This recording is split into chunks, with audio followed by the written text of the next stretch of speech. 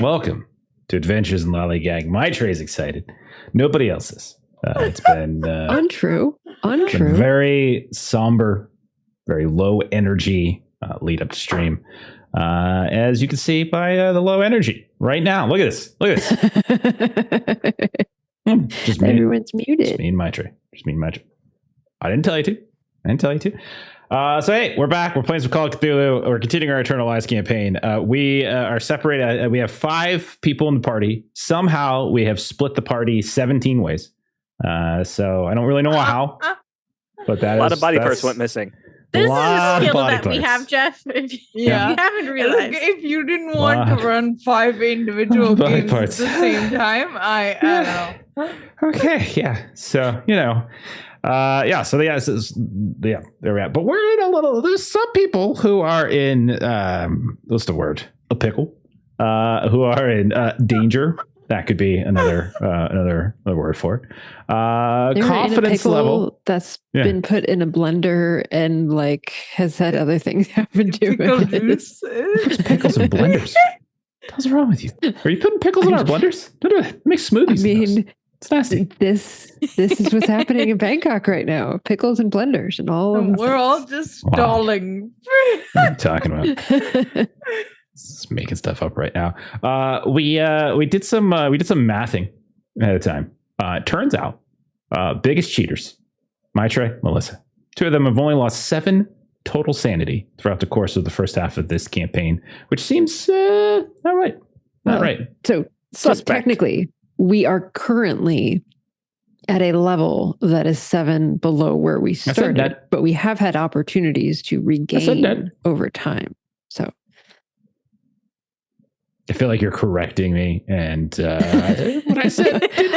I need to stand up for my integrity here. This feels important. It's very Mel's good about her integrity. I probably cheated, so it's fine.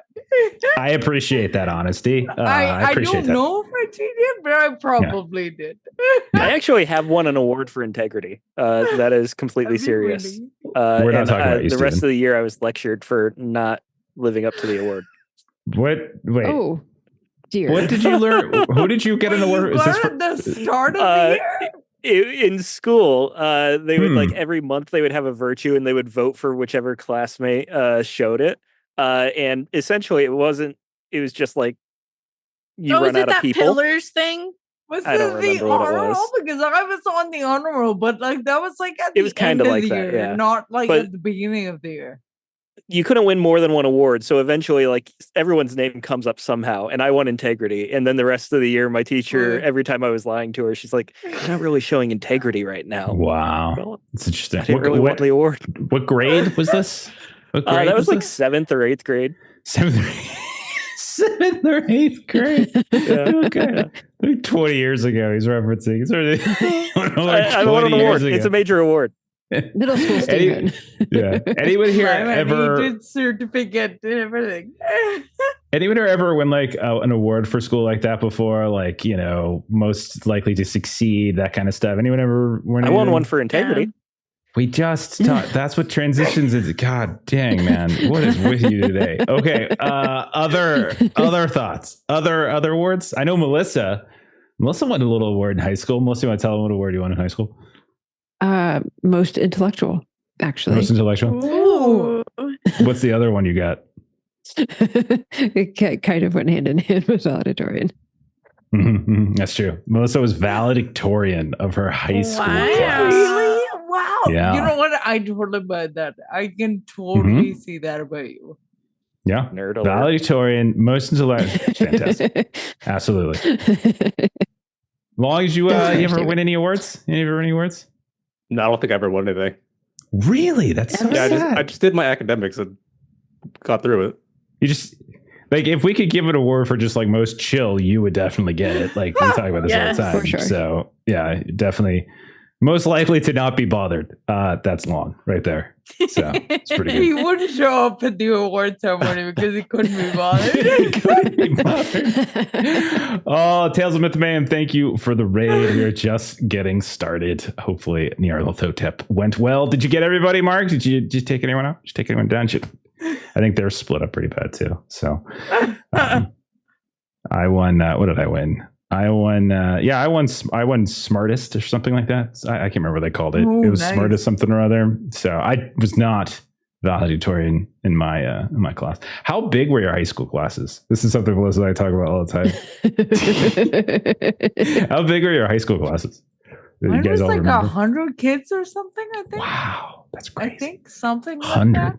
Wow. Yeah, I wasn't valedictorian, but I was on the honor roll, and I was a future business leader. Look at you. Okay. All right. Is FBLA. Yes.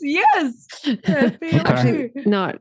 Was it FBLA? It was FBLA because I was in an international American school at the time. I remember we had a big Future Farmers of America presence in my high school in Florida. Oh, wild. Big farming association. In the Middle East. Yeah, definitely a different vibe than Florida. What about you, Ashley? How big was your class? Did you win any awards? Well, Long and I were in the same graduating class. So I think we had like 200, 300. It wasn't. Yeah. Wow. Yeah. Holy crap. Wow. I knew almost everyone I went to high school with. It was crazy. It's crazy. But yeah, I in elementary school won all the Pillar of Awards. I think I got voted to like most likely to be successful, and then I wasn't in life. So we talk about there's tons of time. What are you talking about? Look at that hair. You're most successful on this stream. That's for damn sure. Maybe they just didn't label it right, differently. And how good you look blonde is one of those things about success. No, but I was in a lot of clubs. I was in a lot of clubs. I was like editor-in-chief of the newspaper and stuff like that. Aw. Yeah, that's cool. Nice. That's very cool. Thank you, Mark. Yeah. Mark just gave me some stuff to kill you with. Yay. Thanks, Mark. My high school graduating class was 718 people. Yeah, that's insane. Holy shit. It's pretty insane. And that's after the people who didn't graduate weren't calculated. There was a significant number of people who didn't graduate. I had a huge high school. Crap. Yeah, it was a huge There was class. around 1,000 people in the class, but only about 718 made it. It was pushing it. Yeah, it was quite a few. It was huge. So very big. We were one of those like IB schools, International Baccalaureate stuff. So like we had a lot of people that would bus in. So were we. Yeah. Nice. Nice. Oh, are we all IB kids? I was not. I was an AP kid. I was an IB kid. Oh, that's awesome. No, dude, one weird fact though is my English teacher was my mom's English teacher when she went to high school there. Interesting. Yeah. Interesting. Yeah. That's not the case. My folks went. They didn't go to high school in the same place, but I did have the same English teacher as my sister, and the teacher says every teacher. So I'm the youngest of three. I have two older sisters, and I had a bunch of the same high school teachers to a T. Every single one of them, 100% batting average here. Every one of them would say something like, "Wait, you're related to X and Y? Like, but you're so much nicer than them." It's crazy. It's so crazy. Like, you're really so funny. So I take pride in that, and and they ignore it, so that's fine. Anyhow, we ready to go? We're good to go? Yes. Where we going? Gave me some too. I've got like 5 complications tonight. Oh, you do. You do. You're learning 5 separate games last week. Actually, what's up? I think you may even have 2 from last week, if I'm remembering correctly. Did you not tell me I got some last week? Wow, cheater. We tell you the week after. That's how it works. That's such cheating. It's ridiculous. You guys are such cheaters. All right, let's get going. We should have like a tracker up top, like where our boosts are, and have ones for Jeff. There used to be. I think someone just deleted it. Someone I don't have reduced that to 0. It's not visible anymore. That would be. Oh, I got another one. Oh, you guys are so dead. I've already got 6 just from that. Oh God. It's one of those nights where I'm like, 3 of us got out of danger. I guess they just don't want us playing Call of Cthulhu anymore. We're gonna play something else next week. We'll see. All right. So, quick recap. Last time around, you all, two of you, Will and Marie, were still trying to escape these machete-wielding cultists that they had been fleeing from in the sewers after leaving Shima to die. Marie, you hid in an abandoned basement. Will, you hid in a small boat surrounded by several people who saw you hide in a small boat. Two of the cultists found you. One fell into the river trying to jump into your boat. The other one got in there, and the two of you fought to the death. You cracked their neck. Then you just kind of like drifted for a bit until two more of them found you. Then you got out of the boat, started running, and you eventually did lose them. You nearly got hit by a bus at one point, and a crowd nearly like held you up to kind of give you over to these people who were chasing you. But eventually you got out of there. Marie, you waited around for a bit. You hid. Will had helped you find your hiding place, and then kind of ran off and went and did something else. But you managed to sneak away. Saw one of them on a bike at some point with a machete, but you managed to hide. Both of you got back to the Hotel Oriental just after sunrise or so. When you got there, you realized Bev had already left, but you did learn that she was at least alive, and that Frank Kearns was staying at the Trocadero, which is a different hotel. You had a conversation with the hotel manager while Will looked as though he was dying, as he was like covered in wounds and blood, and they offered to call the local authorities. Will talked them out of doing so with a little bit of a fast talk roll, but we'll see how that works out. Otherwise, over at the Trocadero, we saw Bev meet with Frank. Frank helped you calm down a little bit, but also helped you disguise your appearance. Got some makeup on you, hid your wounds. You cut and dyed your hair. You're now blonde, which Ashley, so good. So what else? And then you hired a translator, or he got a translator and a driver, and then the two of you returned to Daniel Loman's townhouse to basically stake out the other area. Elsewhere, Patrick, you awoke bound in a cell. We thought it was a dead body hanging next to you. Turned out it was actually just Shima, dripping blood. Eventually, the Siamese man wearing a military uniform, carrying a first aid kit, arrived, started to try to treat your wounds, called himself Suk, and said that the large, sharpened tooth man was Tawi Udum. He also said that neither Tawi or Daniel Loman were in charge of this whole thing, and kind of shrugged and laughed at that idea. And then eventually he left, and then the guards gave you both some food. You scarfed it down. You didn't realize it was dosed, and then you quickly fell asleep. And then an indeterminate amount of time later, and I want to stress that none of you have any idea how much time has actually passed. You all, we started to see you all kind of like come back to consciousness. At one point, we saw Patrick briefly awake. He heard a thrumming, then he got whacked over the head again by Tawi Odum's cleaver. All I did was he saw Sky. That's it. Shima, you awoke too, also seeing Sky, but you were in a 10-foot pit. You were naked, alone. And then there was this short Siamese woman who stared down at you from the edge of your pit and said a couple words. And that is last time around. So before we check back in with old Shima, let's go ahead and let's touch base. First of all, I want to go over towards Will and Marie, and I kind of want to get an idea, Will and Marie, of what your plans are. You are in the Oriental Hotel, or the Hotel Oriental. You've just gone upstairs. You've cleaned yourselves. It is morning time. You know that Bev's not here. And you know that the hotel manager has already seen you in a terrible state, and it was not happy with you having that terrible state. So what are you two up to? We got the note from Bev saying that she was going to Frank's hotel.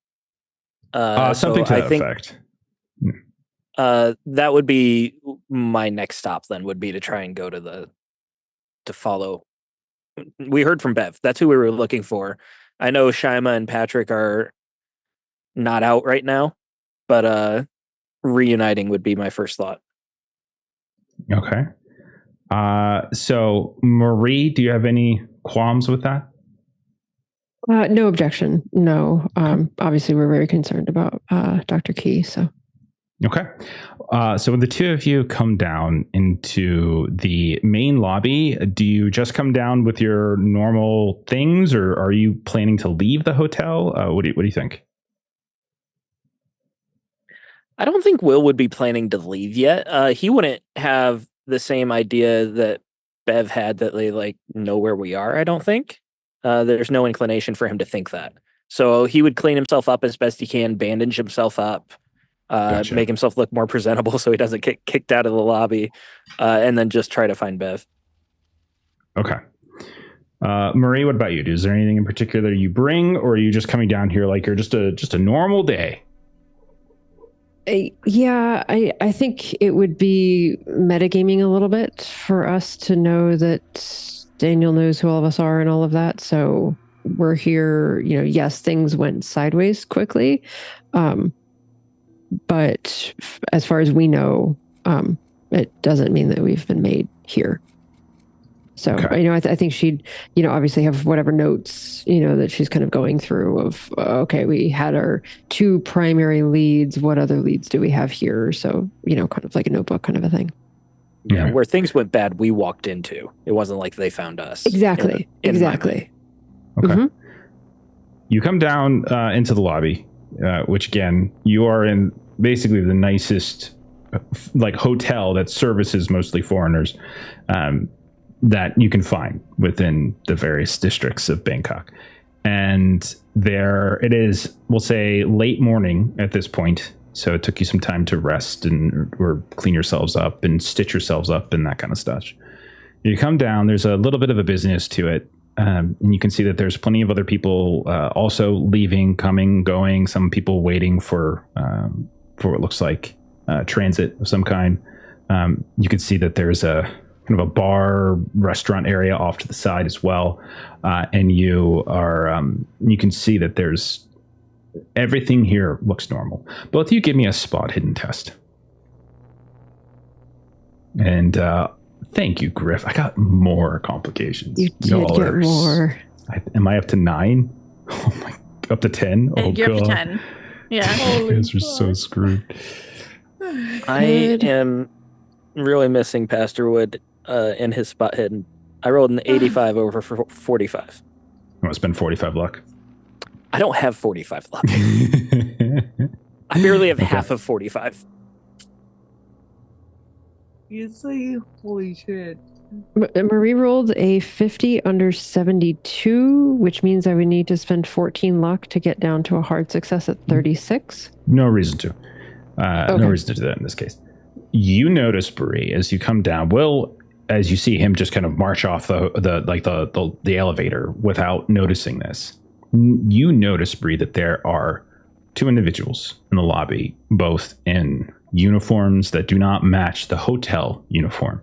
They, in fact, match local law enforcement. And you see that they are both in conversation with the hotel manager that you and Will had talked to earlier when Will was in this horrific state. And the hotel manager offered to contact the local police. Also was saying that there is a kind of a level that they expect their visitors to adhere to. And right now you can see them right there in the lobby having the conversation. They haven't noticed you yet. There is quite there's plenty of people here, so it's not you're not immediately noticeable, but you can see them having a conversation. What do you do with that, Marie? Marie is definitely going to tug on Will's arm and try to pull him behind a hallway or a large potted tree or something, just to try to divert us to a side door or something. Okay. Ow, I just stitched that up. What's the problem? Law enforcement. 3:00. You look over well and you can see them. They're looking for us. Should we go tell them that we were robbed? I don't believe we want to do that. No. It could be that the maitre d' brought them here and they just need a statement from us. Perhaps, although I think if we're trying to reconnect with Bev and do what we need to do here, I don't know that we need a repeat of Mexico City. I would really rather not spend another night in local jail. I don't know if I caught that part. You were in a Mexican jail? Can we have this conversation outside, perhaps? Yeah, that's fine, Bev. We can always talk to Cops later. Okay. So you try to slip out a different exit. Yes. And there are. It's not like you can't. And it doesn't seem that anyone's following you. You get to this kind of side exit to the hotel, like a lesser, like it's not the grand main entrance. And you slip out into the road. Doesn't look like that all the entrances and exits are being covered. And you have found yourselves off into the streets. And you said you're specifically going to try to work your way over to the Trocadero. That's right? Yeah. Yep. Okay. Fair enough. And so we'll fade out of there as you all kind of work through the transit required to get there. Bev, we're going to touch in with you. We see you and Frank Kearns and a young man in his late 20s who Frank has introduced as Tirapat Mukjai, who is a local grad student at a university, and he is a relatively slender man with these big, thick-rimmed glasses, and he speaks English quite fluently, and he also seems to know his way around Bangkok very well. Periodically, Frank refers to him as T, and as the two of them talk, you get the sense that they know each other. Like, this isn't like their first time having a conversation together. Whether that puts Bev at ease or not, I don't know. Definitely the slenderness and the big glasses probably reminds you a little bit of Daniel Loman, except for the fact that this man is Siamese and Daniel Loman is American. But T, or Tirapat, is able to drive you over, parks you in a position where you can see Daniel Loman's townhouse from a somewhat obscured angle out of the car. And you all have probably been in this position for about a half an hour. What would Bev be saying or doing, thinking, even if there's not something specific that you're doing? What's going through Bev's mind? I think the main thing that's kind of going through Bev's mind, because she's kind of relatively quiet. She's not really engaging with them too much, but just how tits up this entire operation has gone since the get-go. And she's still kind of hung up on seeing Pastor and him, the words that he said about how we need to tighten up what we're working on and actually stop fucking around, essentially. And so she's just observing, actually, trying to do some reconnaissance on the house and just kind of ruminating on what Pastor has talked about. Okay. If that's the case, if you're just kind of keeping an eye on things and just watching, give me a spot hidden. Okay. Once or twice, maybe either Frank or T, they get out of the car, run down the street, come back, get you some warm beverages. It is, winter. It's January, right? It's not super cold or anything like that, but get you some warm beverages, some food. Frank is very insistent on you eating. He seems to be kind of trying to take care. He notices your hand shaking every now and then, not from fear, but just from adrenaline rushing away and not having a lot of food in you. And so they're feeding you this kind of street fare, and one or the other. And multiple times, T has kind of tried to talk to you, but maybe you're just kind of so focused that you haven't quite picked up on it.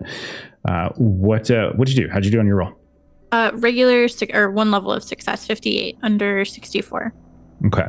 So while Frank and T are talking, and it sounds like T has taken an interest somewhat in the concept of aviation, and you can see Frank has asked him a little bit.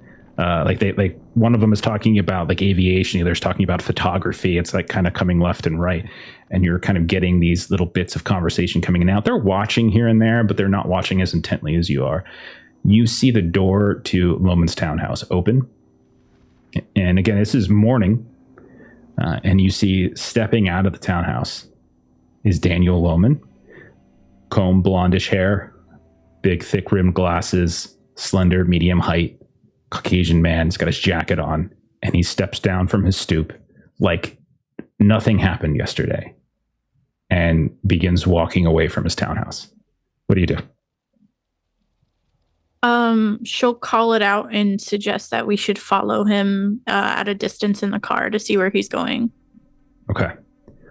There are not as many cars, so just to sort of paint the picture, there are, while Bangkok is a populous city, and there are other cars, it's not like a modern day like New York or anything like that, where there's just like cars everywhere. So at a certain point, it might even become more noticeable, Bev, if a car is just sort of trolling and following behind. For a little while, it might be fine. It depends on the neighborhood. But you do notice that there is more pedestrian traffic than there is automotive traffic. When it gets to that point, that's when, she'll call out that we should get out on foot. Okay. So you all are in the vehicle for a bit. The first thing you notice is that he seems to kind of walk down in the direction that you saw him coming from at one point. And you had been taken on somewhat of a circuitous path, and maybe he did that intentionally. And eventually you see him pull over into this market, this grocer, and you see him kind of going up to these stalls, kind of looking at this vegetable or that fruit and kind of this, and talking a bit with some of the people that are there. You can see he buys like one or two things, and one of which he kind of hands over some money, takes it back, and things. It kind of moves on his way. You're too far away to hear anything, but you see him as he's walking. He has like a small little bag that he kind of tucks underneath his arm, and then you see him kind of bite into some kind of fruit, and he continues. We're going to cut from there as we watch the vehicle slowly crawl. And we're now going to go to Shima and Patrick. And I've already asked the rest of the players to go ahead at this point, take your headphones out, mute your sound, as I don't want them to know what's going on, as things are so different. Okay. So the last thing we saw was Shima waking up naked, muddy, at the bottom of a 10 foot deep pit, about 5 feet wide.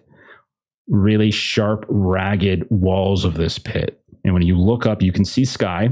It's daytime. You have no idea what time of day, but it's definitely daytime.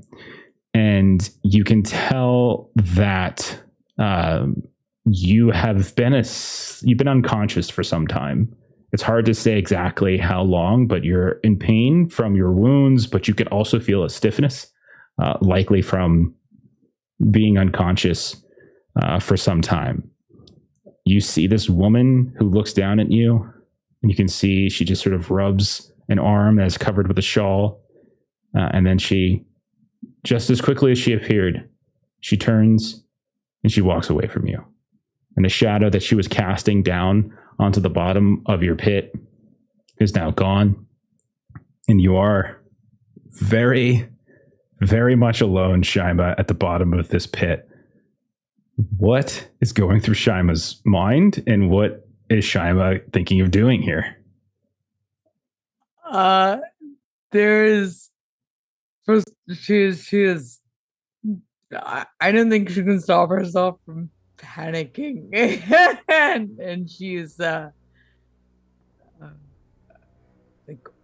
fuck, what the fuck is what and so she's just trying to like get a sense of this new reality, being like completely naked at the bottom of this pit. This woman who said this weirdly ominous thing and then walked away. And after she gets a sense of like what's going on in her head, immediately her next thought is, where's Mr. Price? And so she yells as loud as she can, Mr. Price? Mr. Price, where are you? Are you here?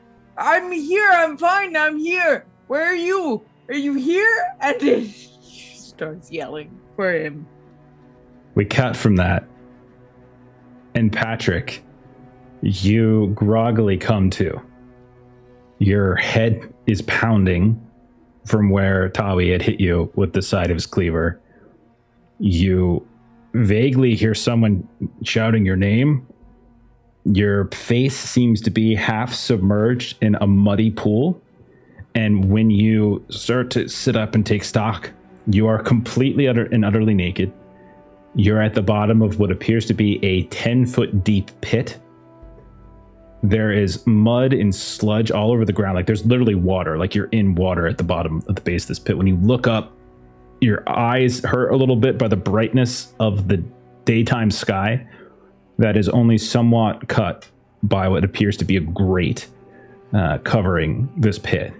And as you're coming to, you hear a familiar voice, a panicked voice of Shima calling your name. Another hit. I don't think I'm waking up. Shima? Is that you? I'm here. And Shima, you in fact hear Patrick. It's distant.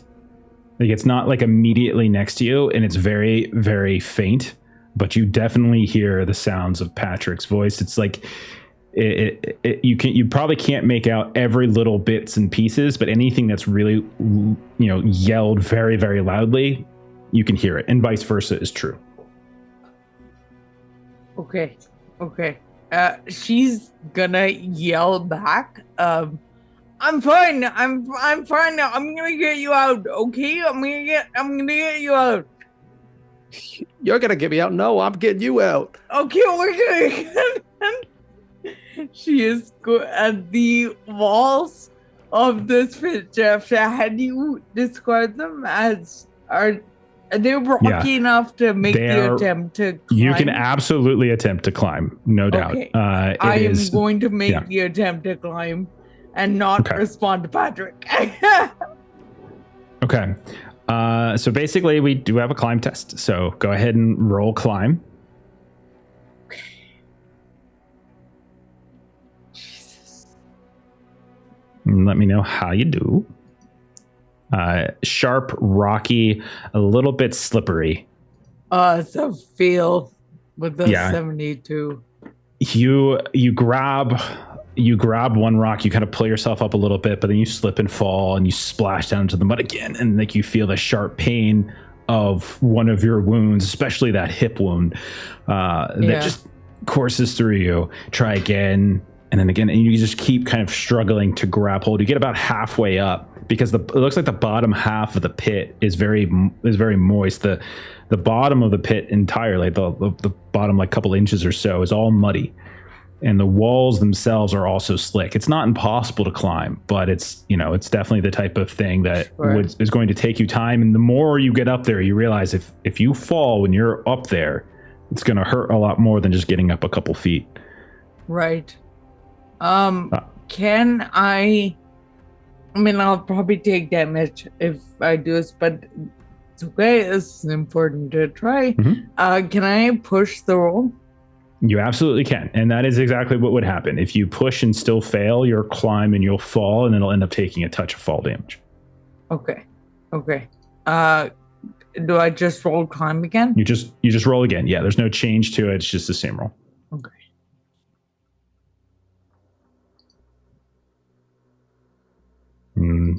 Call out what you do. Fail with a 58. Okay, you can't spend luck on a push roll, unfortunately. No. Yeah. I can't. Oh, okay. So you get up about 3/4 of the way, and right as you're trying to reach up that last couple of feet to grab maybe the grate to steady yourself, right? You just overreach it. You feel the shooting pain in your hip, and you slip, and you go falling all the way back down. All right, so you're going to take... hang on, this will be double check to make sure. I think it's just going to be 1 point of damage. Yeah, you take 1 point of damage. Okay. So we see this like series of Shima trying to climb and fall, and each time getting closer and closer until that last one just takes you down and you slam down into the pit. Ooh. this sort of expulsion of air, the wince of the pain. And then Patrick, you coming back to your faculties are beginning to get measured again. What is it you do, Patrick? Anything you want to try? Yeah, dig around the mud around me, see if there's something buried beneath. Okay. So, all right. Give me a luck test.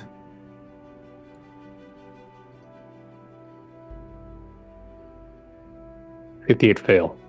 Yeah, you get your hands down into the mud. You search.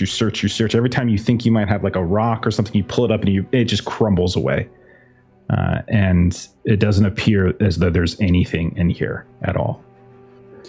Then I'll feel around the walls, see if it's sturdy enough to climb, or if there's a loose brick or two. You can certainly try. It's rock, so it's okay. Like you can definitely tell this has been dug into like a rocky edifice, as opposed to where you were previously in the sewers, which were masoned. So yeah, go ahead and give us a climb. Climb is 20, not the best. Okay. 51 is a fail. Okay, you try to climb up a bit, and much like Shima, you get about halfway up. And then you slip and you fall. And you get a little bit further up and you slip and fall. Do you want to push that and risk potentially like hurting yourself? Yeah, I can try to push it. Okay. Yeah. A little bit better, but still fail. And you fall, take 1 point of damage as you climb, you slap back down. And the wind kind of goes out you a little bit. You don't have a major wound like Shima does, but nonetheless, like you could feel the pain is kind of coursing through. Both of you roll sand tests as the reality of your situation begins to sink in. All right, let's see how we do. 10. Okay. Pass. 44 over 31 fail. Patrick, 1 point of sand loss. However, Shima, you're good as 0. It's a 0-1.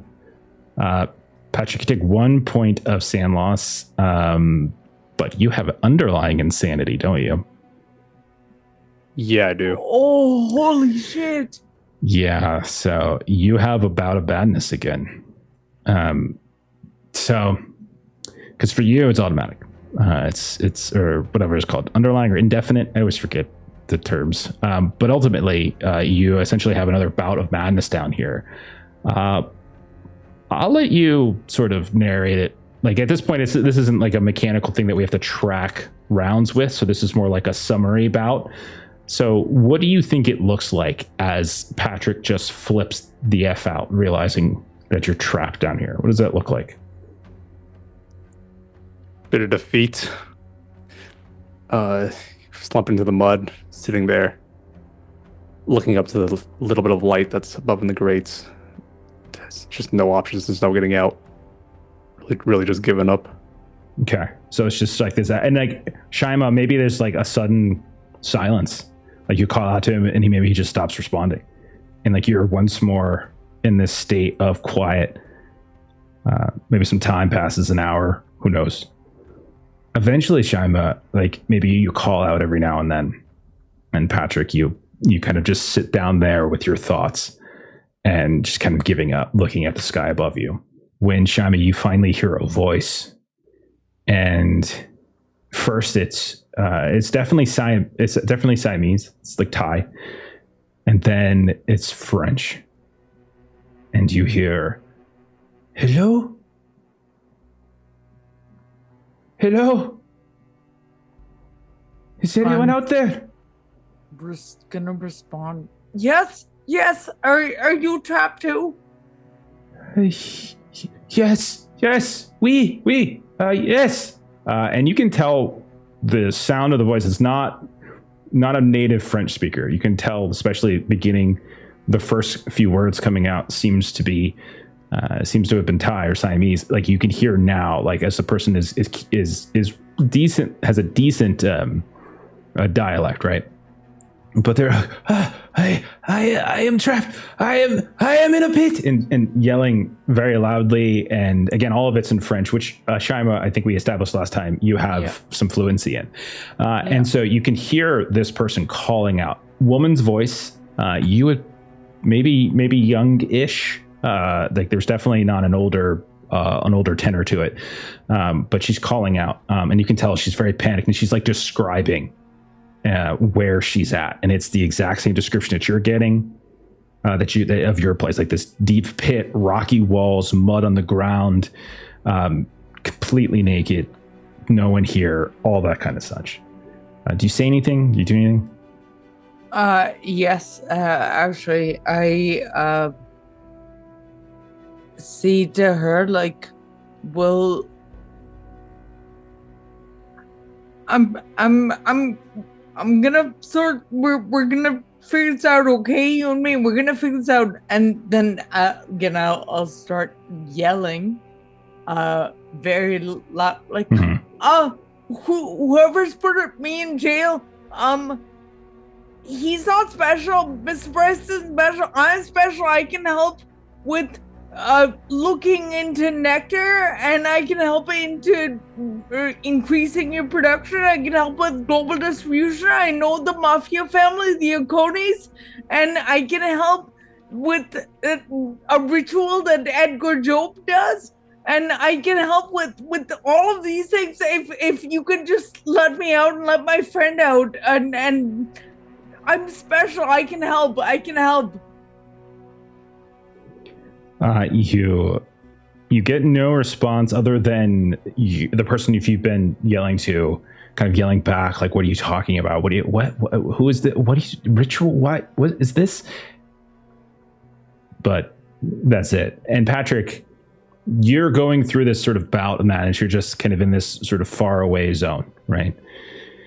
And like the sounds of these voices, this conversation is just distant to you. It's like this small little voice in the back. You're just like kind of watching almost this time dilation happen above you as the sky just gets a little darker, as afternoon becomes like evening, or dusk, I should say, really, not evening. It's still light out.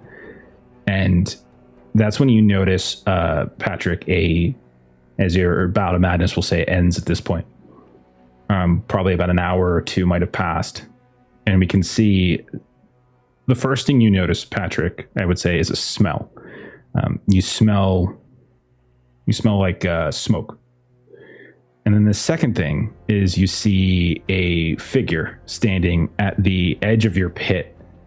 It is a woman, relatively young, and Siamese, short, wearing a what looks like some kind of shawl, kind of across her in some way in this sort of diagonal, but she kind of throws it off to one side, and she has what looks like a very long stake or spear, and she just holds it above the spear, and she starts poking it down at you. What do you do, Patrick? You have control again. Is there anything?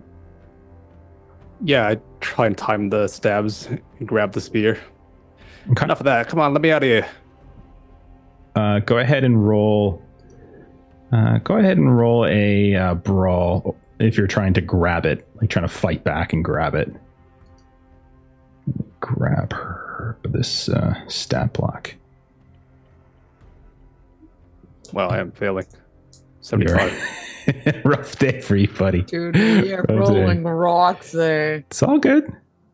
Everything's gonna be just fine. All right, 25. So she's going to stab you. But you notice that when she does so like she had you sort of dead to rights as you were just kind of sprawled around and she could have just taken you dead center. Instead, she just seems like she was just poking, just a little tiny poke. Give me a D10, Patrick.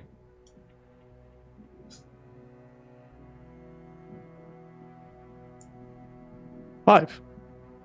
Okay. Is Patrick right or left-handed? I'd say right. Okay. Eventually, as you reach out to try to block it, it's that which kind of does you in, as the tip of the spear catches you in your offhand, your left arm, kind of catches you like right around, we'll say, the forearm, just around like the back of the wrist. So You take. You don't take any damage. It's so minor. It's just like a tiny little pinprick almost. Okay. And then, without saying anything, she walks away. Shima, you hear this. You hear the sounds of Patrick's voice again. Finally, you probably can't make out all of it, but you hear bits and pieces of it. Something has happened. He's talking to somebody, not you.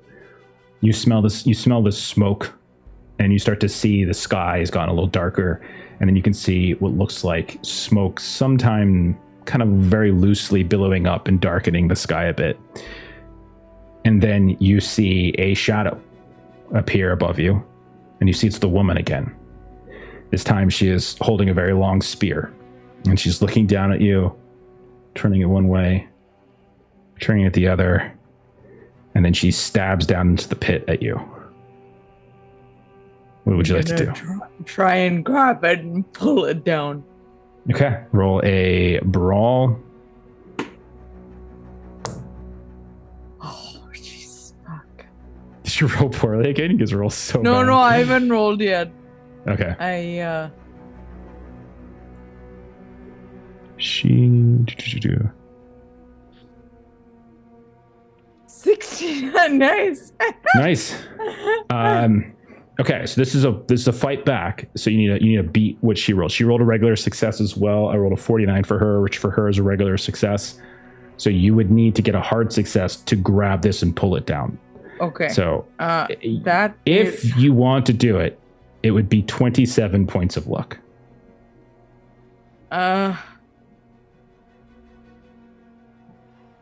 know, yeah, sure. You sure? Yeah, you do 27 points of luck. I just want to say. I know. Okay.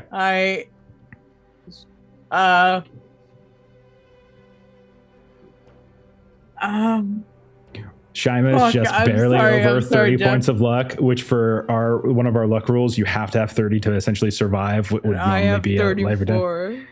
You can say no.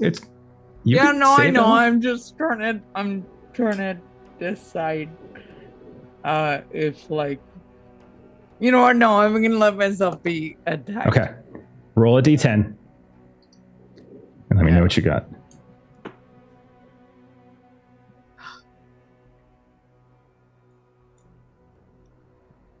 So also she stabs down. Also a 5. And same question to you. Are you left or right-handed? Right.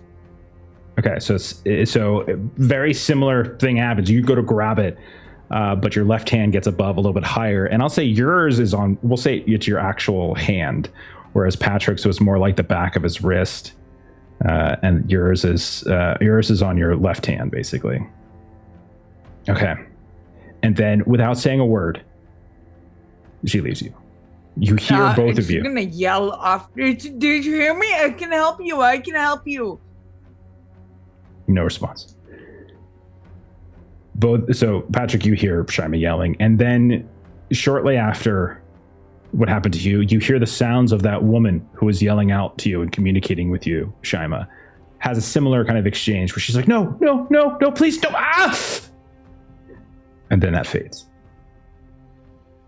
And we're going to cut from there. And I'm going to ask, go ahead and get everybody to get your headphones back on. See if they recognize. There we go. Ashley's there. Okay.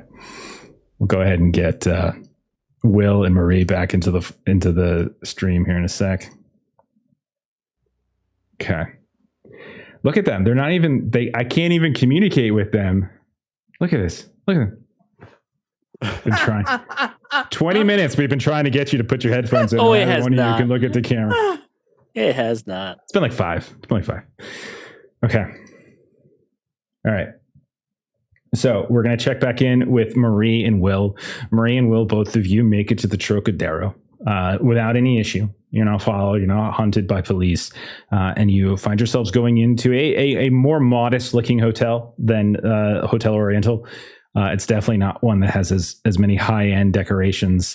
And you can see it's a little bit more mixed of clientele. And not only that, but you can tell the neighborhood itself isn't quite as grandiose. It's not, so this definitely seems like a more kind of middle of the road kind of hotel. And you go in and you can see that there's a hotel lobby, just like any other hotel lobby, a couple people working there. But when you approach, they look up at you and they immediately take stock of who you are. And they see you, and then they say, "Can we help you?" In this sort of decent English. But what do you Frank say? Kearns? Room number? I don't know. I'm looking for Frank Kearns. I know he's staying here. One moment, and she turns back, and she's like a woman in her 40s or so, Siamese woman, hair done up in a kind of a bun. She starts flipping through her book, scanning down what looks like a couple different columns, and then she picks up what looks like a hotel lobby phone, like at the desk, and she dials, and no answer. Look towards Marie. Well, it seems he's not here. Did he leave a note? Bev, did he leave a note? Yeah, I think we would have left something like out to lunch, or something like that. Like we wouldn't necessarily specify where we've gone, which is unfortunate. But like Bev is no, this is great. I like all these stalling scenes. This is great. This is fun. Bev is paranoid to an extent. Okay. But they do leave a time of where they're expecting to return. Okay, when do you expect to return? Probably around like 3 p.m. Okay, so we'll say the woman at the hotel lobby hangs the phone up, and then a different person at the desk will kind of whisper into the ear, and one moment, and pulls out what looks like a note and slides it over. Woman with yellow hair left this, and slides it to you. I don't know any woman with yellow hair. Do you? Marie will take the note. Not like. I would say she has a decent poker face. So she'll just kind of take the note, turn around, and kind of look a little quizzically to Will, but then she'll open the note. And it says, "Out to lunch." And it's late morning. And it says, "Back at 3." And does it say then Bev? Please tell me it's like signed. It does specify the restaurant where you guys where Bev went missing from. That was like near Loman's house. And then signed in some sort of way, indicating Bev. And so Marie will look to Will. I also feel like Marie could probably recognize Bev's handwriting at this point. Yeah. We've been working together for a couple months, so it's possible. Yeah. And Marie will kind of pull Will out of earshot, and she'll kind of just gesture thank you to the woman at the front desk. You quit tugging on the stitches? So I don't know what she meant by yellow-haired, but it's a note from Bev. She said they went to lunch, but she gave the address of where she gave the name, not address, name. Like name would be familiar, address definitely wouldn't. Of some the cafe by Loman's restaurant. place, right? Oh yes, that would make sense. Why would she go back to Loman's place? Well, she's safe. I'm very thankful. I'm very glad. I'm very, very glad. I doubt she's that safe if she went missing by Loman's place and now she's back towards Loman's place. Okay. And I go towards the front desk. Yes, please. Sorry. Yes. One more thing, if I could. Yes. My friend and I, we're looking to tour the city. I was curious if you would have any references for like interpreters, people who could help us speak the Thai language, anyone who knows English very well, and perhaps knows the city as well that could show us around. Oh, Roll a luck test to see if there's one on hand. Otherwise, she's going to refer you probably to the university. Could Marie roll the luck test? If Marie had said so, yes. Marie, are you saying so? I got 23 luck. Then roll it. It's fine. Luck. I rolled a 26. Oh, it's a shame. Do you want to spit? Oh, that's right. You can't. It's a luck test. So she says it's not uncommon for the university to actually refer out. It's like graduate students and things like that for such a sort of a job. So that would be a good place. And she'll give you a contact information. Like she'll give you like a How contact. far would the university be?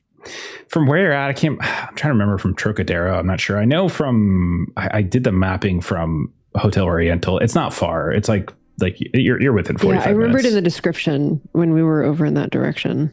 Yeah, it's not far. Yeah. Like you're in a different district where the Trocadero is compared to where Hotel Oriental is and Daniel Loman. So it's really not that far. It's not like you're forever away. You can get there. Would we be able to do you want to try and get a translator, or do you want to try and go down to the cafe by Loman's place? I think having a translator might be in our best interest if you want to go to the university. You guys are fucking ridiculous. You're just so ridiculous. We were talking about what we were going to do when we had our headphones off, and we were going to try and chase Bev, but she keeps moving. So, like, not my choice. No, but you're right though. If she did tell us where she was going, so that is where we should go. You are correct. That should be where we go. right. And so then Marie will. Let's find Bev, and then we can try to get a translator, and we can learn more about this tea shop and try and get Shima and Patrick out. Agreed. I'm not sure exactly what we'll do with that. I'm not sure if we're going to need to try to find out if you can raise enough funds to get someone out of that, or what exactly needs to happen. But yes, let's reconnect with Bev. Okay, so we're heading to the cafe that she left the name of. Okay, so you aren't going for a translator. Okay, fair enough. We cut over to Bev. Bev, you have been following for a little while Daniel Loman. He's been walking the streets. He eventually moves from his nicer kind of bohemian, little bit kind of upper class kind of townhouse neighborhood, and you can see he starts eventually shifting into a somewhat seedier area. And it's around this time where T will turn back to you, and he'll say, Dr. Key, there will not be many vehicles in this area. He could see us. Hey, what is this area? What? And he does. It is. And then she'll. He's like, huh? It is a section of the city, and he references like a name of a district that sounds unfamiliar to you. Okay. Yeah, she doesn't know where she was. Does Bev know that she was taken on the way to the honey shop? I don't think you have a good understanding. They mentioned of the maze, so I don't think she would know. Yeah.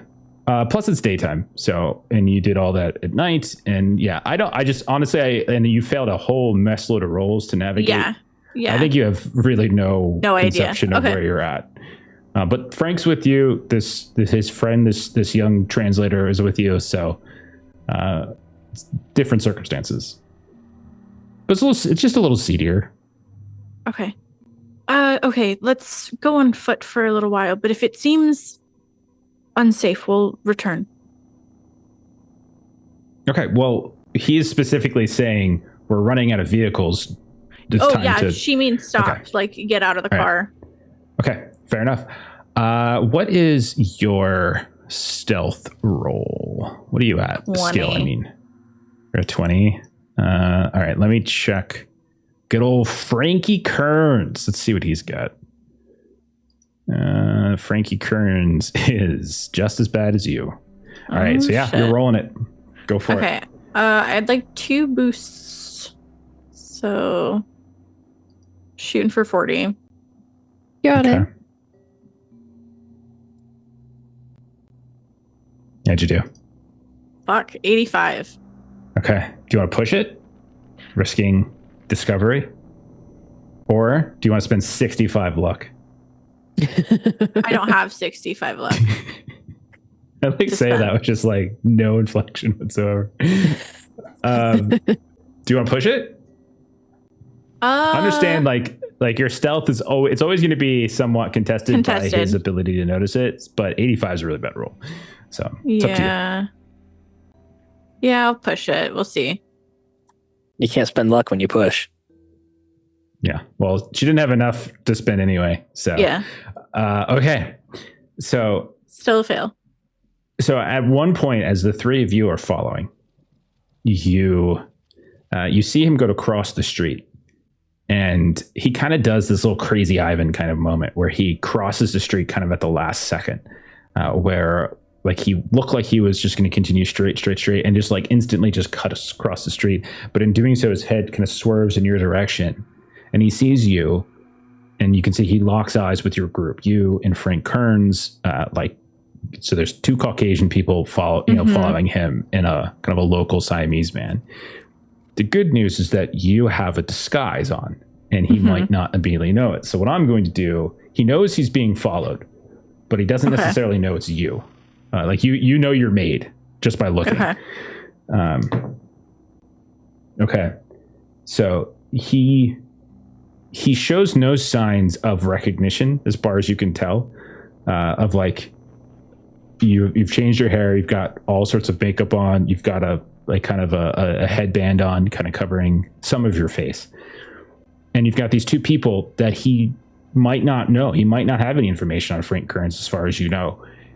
But he recognizes you and he quickens his pace a little bit. And you see him kind of start to pick up his pace until he gets across and he looks back and then he breaks into a sprint and he starts running. And then Frank, so I'm going to let you lead the way on this, and the guys will support you however you want them to support you. So what does Beverly do as you see him burst into a run? Oh, fuck.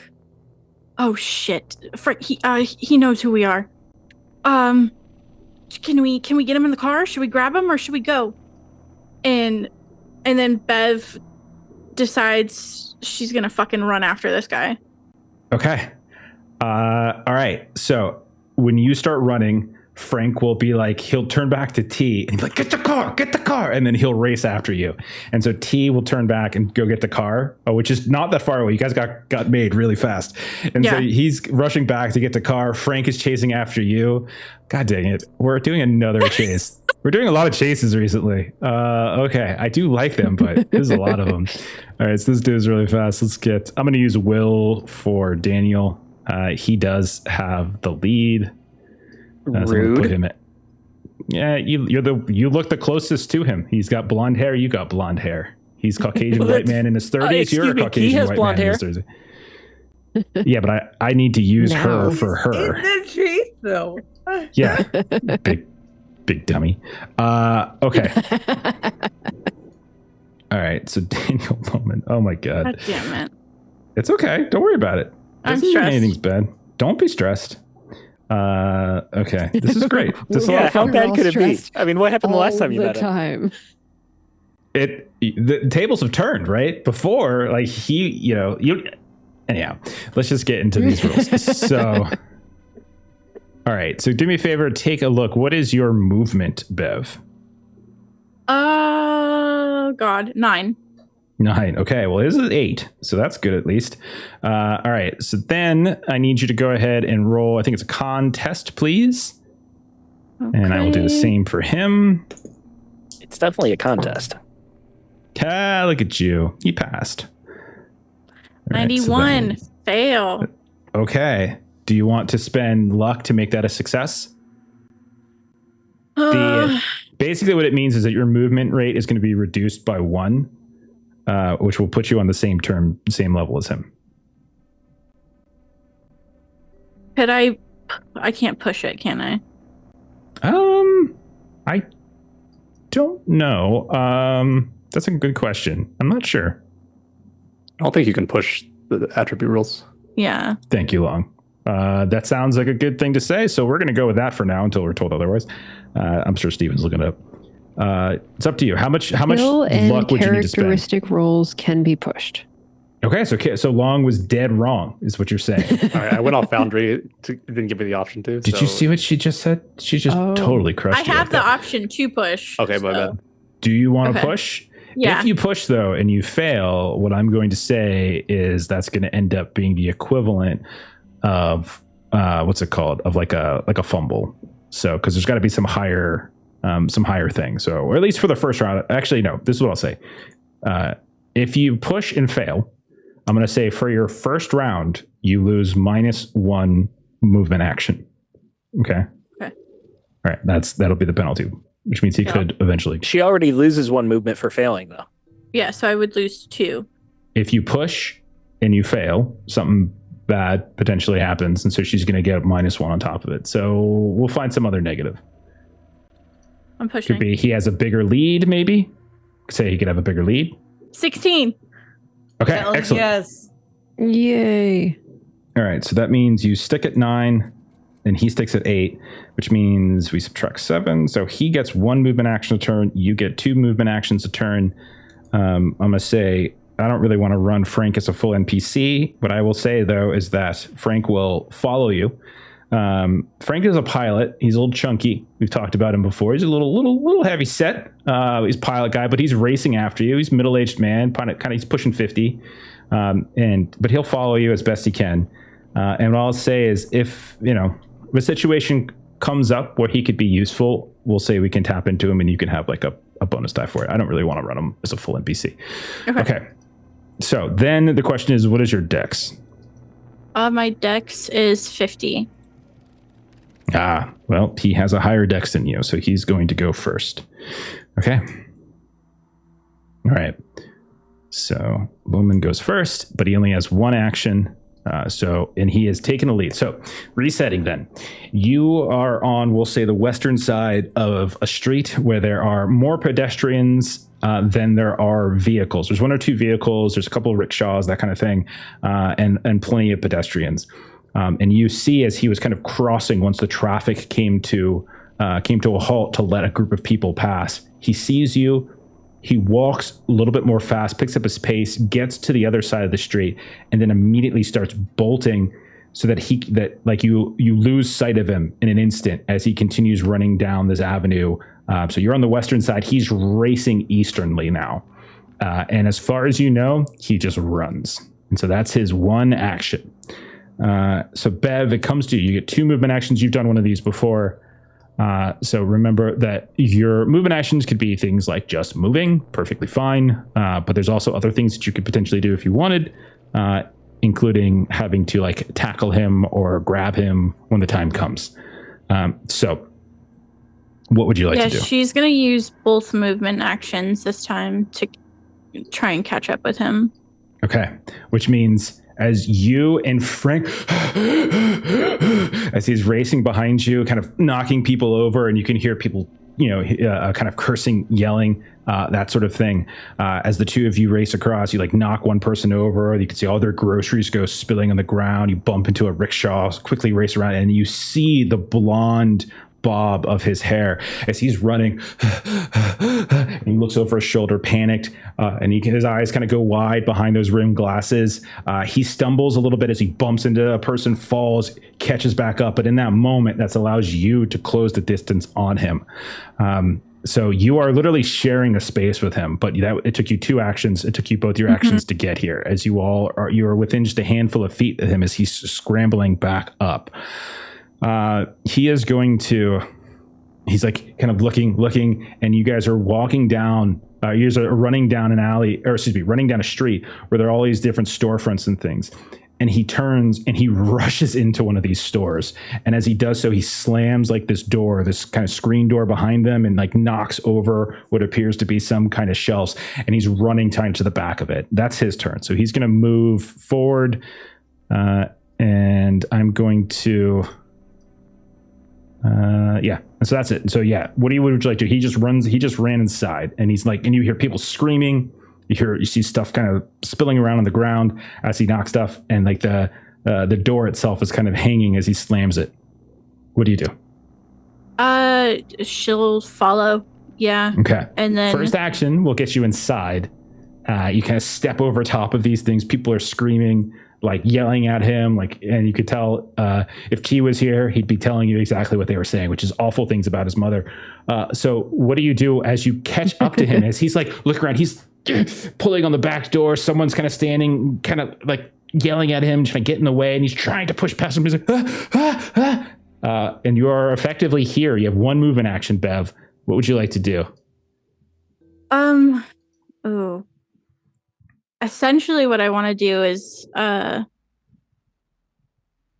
of like hold him here, I guess, until the car gets brought up, and then I want to like drag him out with Kearns into the car. Okay, so this is going to be a fight brawl then, as you're effectively trying to grapple him to keep him stuck here. Okay. Which is normal rules of contest apply. So he is going to roll to contest. And I'm rolling my green dice from last week. Oh no. Okay, then I want 2 boosts. Got it. Okay, so I'm shooting for 45. Okay. If you think that's going to help you. 2! God damn it. That's a good roll. That's son of a bitch. I had a hard success too. I was so excited. I was like, oh my God, look at him. Because he's got a crappy stats. So I'm like, 14. Oh my God, look at this. But your 2 is way better. Bev, what do you do to take him down? Like, how do you like basically take him down or corner him? What? Describe it. Can I knock him out? Or no? Is that pushing it? No, I think you rolled an extreme success. You can say you knock him out. That's fine. Just describe it for us and share the flavor of it. Bev kind of walks up to him and she goes, "Really? That's how you treat a lady on a date?" And then she just sucker punches him in his temple. And then his hair kind of goes all messy like mine does. Okay. Do you break his glasses? Yeah. Because he's got those big, thick glasses. And his head just, you hit him with your fist. And then his head like slams against the door as the door kind of opens up. And so he gets this double whammy and collapses on the ground. Okay. Frank comes up just in time to see you throw the punch and is like, well, all right, I guess. Okay. And then you hear the sound of like a car screech out in front. And you and Frank kind of grab him and start dragging him or carrying him back through the store while people are shouting and like saying, like looking at you. Some people are kind of cowering in the corner as these 2 Americans drag another American out of a local store. And do you throw him in the trunk? Do you throw him in the back seat? What do you do, Bev? I think for now we throw him in the back seat because we have witnesses. Okay. And then we're going to go to like a more private area and then probably throw him in the trunk. Okay. So you throw it in the back seat and T is like, Mr. Kearns, what, Dr. Key, what is going on? And Frank's just like, just drive. And he's, and he screeches and the car takes off. We're going to fade out of that. Awesome, Bev. That's so good. That had some rage to work out. Bev is like that was just amazing. The queen of freaking chase scenes. Like they just always work out so well for her. Oh my God, your 2 is so clutched. It's ridiculous. So clutch. You've been rolling so bad. And oh my God. I had to have the flip eventually. Okay. So I'm going to ask the trio of Will, Marie, and Bev to go ahead and take your... Yeah, Steve, take it. Yeah, you're not involved. Go ahead. Okay. All right. So we are going to move back to where we were. We're Shima and Patrick. You hear the you hear the sounds maybe of distant crackling of fire. You smell smoke. Each of you is sort of nursing a wound. It is not a significant one, especially you, Shima, compared to the ones that you have from your time inside the sewers. Like this is really honestly nothing by comparison. In fact, it's relatively minor, but it's something about it's kind of itchy, and it's it's in this weird position, and it's just it's just something about it feels uncomfortable. Patrick, the back of your wrist, kind of like where a wristwatch would be, basically, is kind of where I'm imagining it for Patrick on his left hand. Same kind of feeling is it's a little itchy. Both of you, though, despite whatever feelings you might have been feeling, desperation, anger, desperation, frustration, whatever it might be, you feel this level of anger beginning to roil underneath all of it. Patrick, you recognize this feeling. You recognize this feeling from the time when you were dragged into the room in the sewers and force-fed nectar. Shima, you feel this sense of rage begin to overtake all of the other emotions that you might be feeling right now. I need you to roll a sand test. As it feels like it's coming from almost out of nowhere, honestly. Like there's anger and then there's this rage you're feeling. Yeah. Okay. 6 is great. You still take 1. 1 is the minimum. It might dawn on you, Shima, with your extreme success and with your academic nature and your experiences, that as you look at your hand and you feel the anger kind of overtake you, it feels almost unnatural to a degree, but quickly you're losing this sort of sense of like objective thought, as that's kind of starting to go to the back of your brain, whereas the anger is starting to rise up to the front of your brain. Both of you still have control. It's just you're feeling this set of rage begin to overtake you.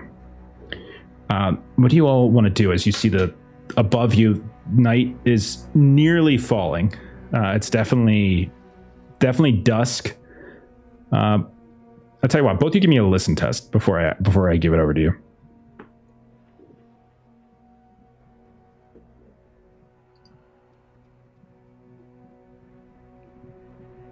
Feel with an 87. Extreme with an 11. I cannot roll for shit. You just rolled a 6 on your sanity test. Sand test. Like the I most can't do important anything. rule. I can't do anything. Patrick, you hear a voice, a woman's voice. It's not the same voice that you heard communicating with Shima. It is a different voice. And the words themselves sound to be very guttural, biting, sharp, long, drawn S's. You have heard this before. You have heard this from some of the thugs that you fought in the rain in Savannah. It sounds like that strange language that you've heard a few times now that you can't quite figure out what it is. But you definitely recognize it wafting down from somewhere above. You're not sure exactly where, as the rage is starting to take over. All right, now what did the two of you would like to do?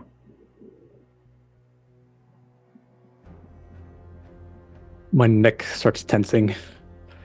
My teeth I start gnawing my teeth together. I want to bite something from that rage. Mm-hmm. I'll just call out, "Let me out of here. You're testing my patience." The other thing that you feel, both of you, is this surge of adrenaline, this kind of strength almost. So just like before, Patrick, attacks or any sort of like any kind of demonstration of strength effectively gets a bonus die. So in this case, it's your attacks, and then like anything where you're doing maybe like lifting something or climbing something. But use the newfound anger and strength. See if I can crawl myself out again. Okay, go ahead and give me that climb test. You can take your bonus die.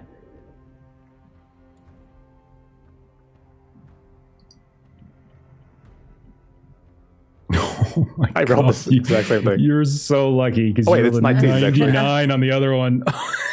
That would have been a crit fail. Yeah. Oh My goodness. Okay. You're able to climb up, but the grate still keeps you from being able to get out of the pit itself. However, as you get to this upper portion of the pit, you notice a few things. First, that the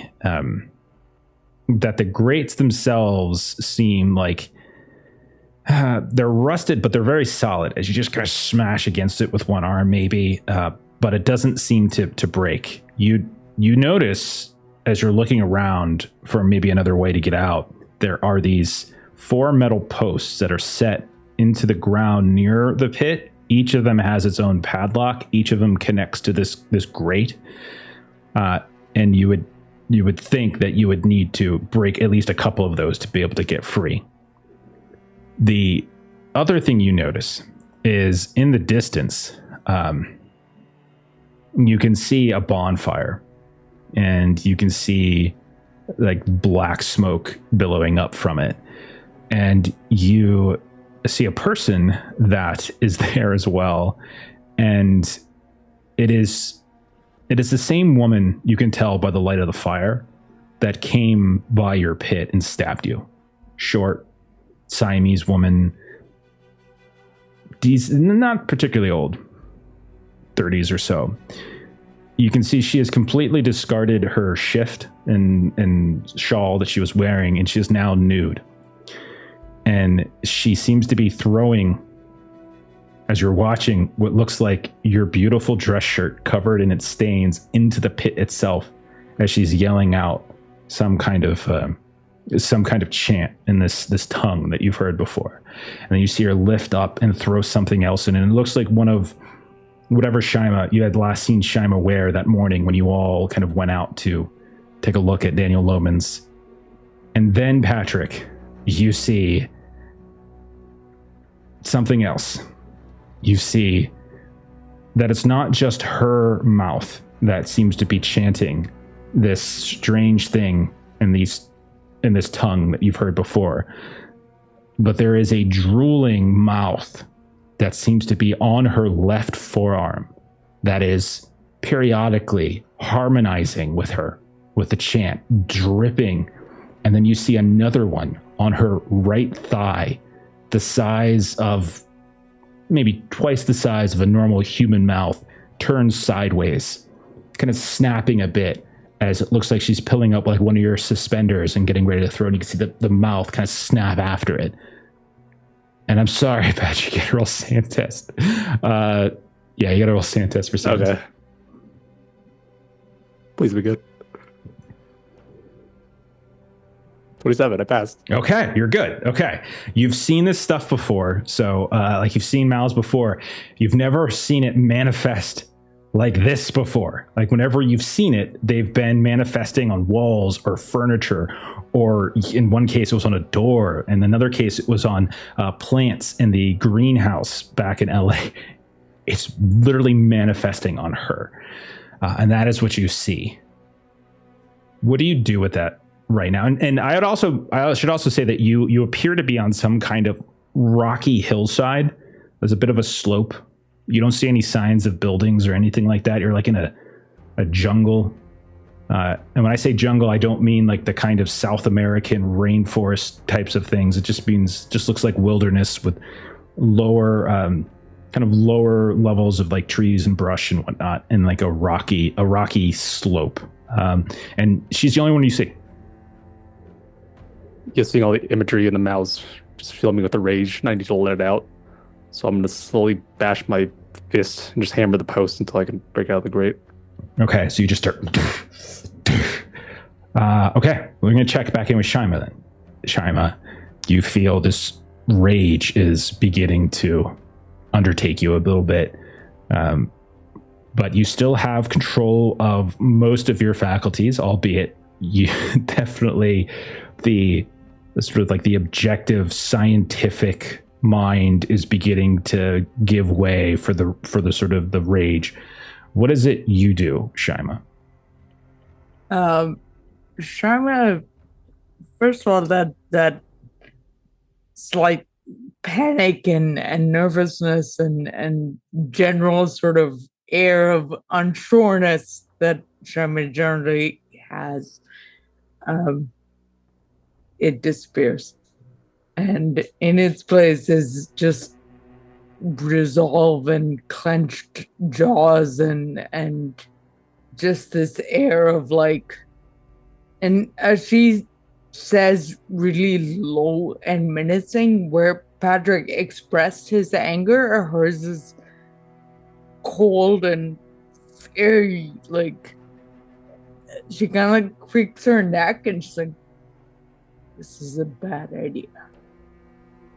And she will start to try to climb because she is definitely in more kind of feral manic mode where survival is like the big thing. So she's gonna make the attempt to climb again and do her best at trying to ignore the pain on the side. Okay, give me that climb test. You take a bonus die on it. Same as Patrick. The intention is that she's gonna brute force the grate when she gets up there if it is locked. Let's see how the climb roll goes, and then we'll take this one step at a time. Yeah. 16. Okay, so you are able to get up, and when you look to see, like as you try to brute force, it does not give at all. Like it is sturdy, it is thick, it is heavy, and like you rage against it, and you slam, fist, shoulder, and it just won't budge.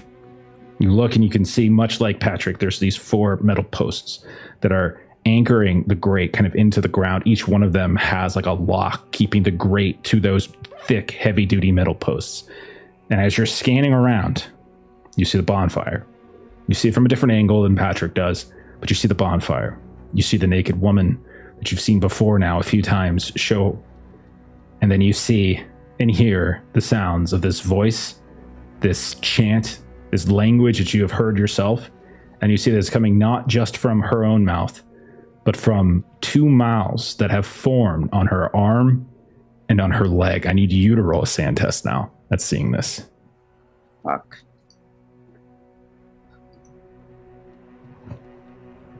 We'll see how it goes. 32 is success. Rage is there. You've seen some of these things before. You've never quite seen it in this form, but nonetheless, it's there. But no. And as you're trying to smash the grate open, you see that the woman eventually stops. She's throwing things into the fire, and you can tell there are some of your belongings, there are Patrick's belongings, there are some other belongings. You don't recognize them. Maybe it's from the woman that you've been communicating with periodically. The sun has almost fully gone down at this point, and it's just this big, bright bonfire. And you see, slowly walking over in your direction, is this woman with these 2 dripping mouths. And she's carrying something in her hand. And as she looks at you, as you're just like ineffectually just pushing up against this grate, she looks at you with this lizard brain, no emotion, staring at you. And like you're just literally inches from her. Like you can see her there. Can I make an attempt to grab her leg? No, you can't reach it. Okay. There's a grate between you and her. You couldn't get your hand out. Okay. So you could say something, you could spit, you could do something like that, but you couldn't reach out. I'm going to lock eyes with her and keep trying to bash this. You can see that she reaches into this little pouch that she's carrying, pulls something out, and just throws it down to the grate behind you, and then turns and walks away from you.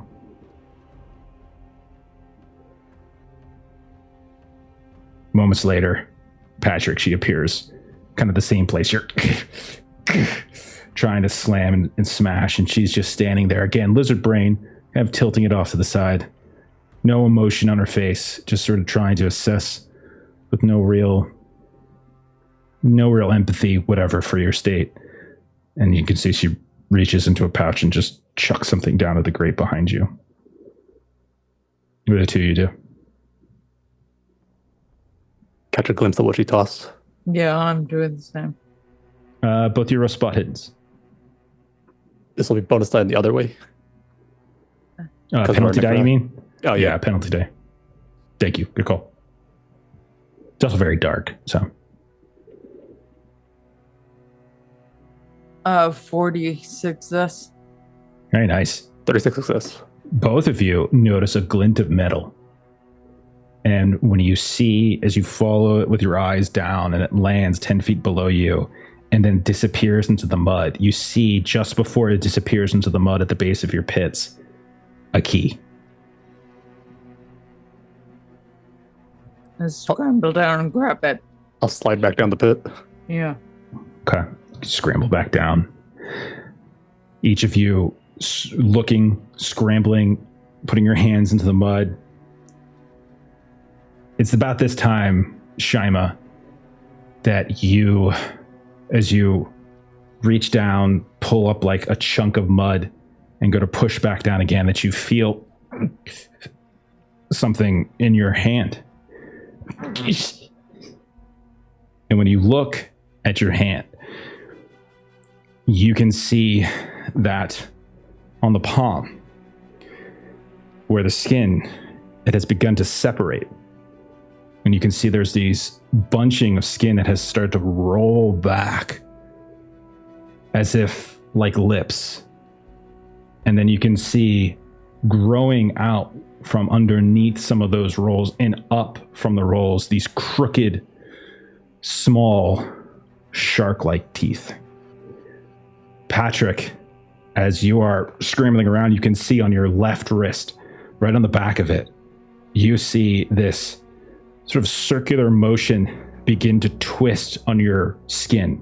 And it just begins to twist until you just see a spiral of skin, all discolored. And one by one, popping out from each level of the spiral, you see these conical teeth. First 5, then 10, then 20. As both of you see a manifestation of one of these mouths begin to form on your own bodies. We're going to cut from there. Okay. Oh, guys. There's good news, though. Don't worry. There's good news. I'll tell you about. Oh, that wasn't the good news? Yeah. Wait for us or for them? There's some good news for you guys that I'll tell you about later. I'll tell you about later. It could have been worse. Nothing. All right. We're going to check back in with Will and Marie, who are you inside this cafe that Bev directed you to, or are you somewhere else outside watching it? We get there and we're very confused because Dr. Key's not here. Frank Kearns is not here. And I feel like Will especially would be like, we need to take a moment and get our bearings, because we went to the hotel, but we were just in and out. Like, we cleaned ourselves up and left, and now we're just chasing down Dr. Key. I think it makes sense that we would just like sit outside the cafe and watch, like we chose that place because we could watch Loman's house. So doing the same sort of thing and just trying to discuss plans with Marie to try and figure out the best step forward. Gotcha. Okay, so you got here. I know you guys know that Bev was there earlier, but I guess players, you know this. But by the time you get here, it's later in the morning, almost lunchtime, middle of the day. You never see any signs of Loman. You never see any signs of anyone you recognize from your ordeal in the sewers. It is, whether you're watching Daniel Loman's house directly, or if you're over by the cafe that Bev referenced, in neither case do you ever see him. And we'll say maybe 2 hours of kind of waiting around. It is closing in on the 3 o'clock time in which she is supposed to be there. So what have Will and Marie been discussing? You're welcome to play it out if you want to RP it, or if you just want to summarize it. Either way is fine. Be whatever you guys prefer. I think we would be discussing, and you can pitch in too, obviously, but I feel like Will's main points would be we need to figure out how to help Shima and Patrick. We can't really help Dr. Key by just following her around, and apparently she doesn't need help anymore anyway with the way she's been leaving notes. And then we can't necessarily walk into what we did the last time, so having a translator would be, helpful there to try and figure out more about the local area and do recon, because that maze was huge. It was several city blocks, so we're not going to be able to find it without help from locals. Absolutely. And I don't know if there's a sum of money that, if everyone seems to know about these fights that happen here, is there some sum of money that you can pay to someone to retrieve if a loved one gets caught up in that? Everyone knows that this thing is here. Perhaps there's a way to buy someone's safety after they've gotten there. We took Loman's stash. It wouldn't hurt to ask. But again, we don't speak Thai, so we wouldn't be able to negotiate that. No, very true. Very true. And we're kind of waiting to see if Bev shows up, knowing that we've got a clock on when she said she would be back to the Trocadero. So we're in a bit of a Okay. At around the time in which Bev has said she's supposed to show up, you notice a vehicle pull up out in front on the street of this cafe. You can see there is a familiar face on the passenger side, like kind of with the window rolled down. And Will, you recognize Frank Kearns. He seems to be in a vehicle with two other people that you do not recognize. But he looks at you, and he kind of waves and motions at you. Marie, let's go. And I just throw some cash on the table to pay for whatever we had and head towards the car. Marie will stop choking on her water that she was choking on, and she will follow Will. Two of you hop into the back seat of this vehicle, and you see we'll say you join Frank in the back seat, and you can see up in the front seat in the driver's side there is a slender Siamese man with big rimmed glasses, late 20s or so, and then you can see there's another woman, blonde hair with some kind of hair bun, and when Frank sees you, he's like, "Kid, you don't look so good." I've been better. We've been chasing you all day. Where the hell you been? Well, the doc and I, he says, as he just sort of motions to the front seat, we had an errand to run. Looking around. Bev? And go ahead, Bev. Yeah, it's me. We have a guest in the trunk. We need to get someplace more private.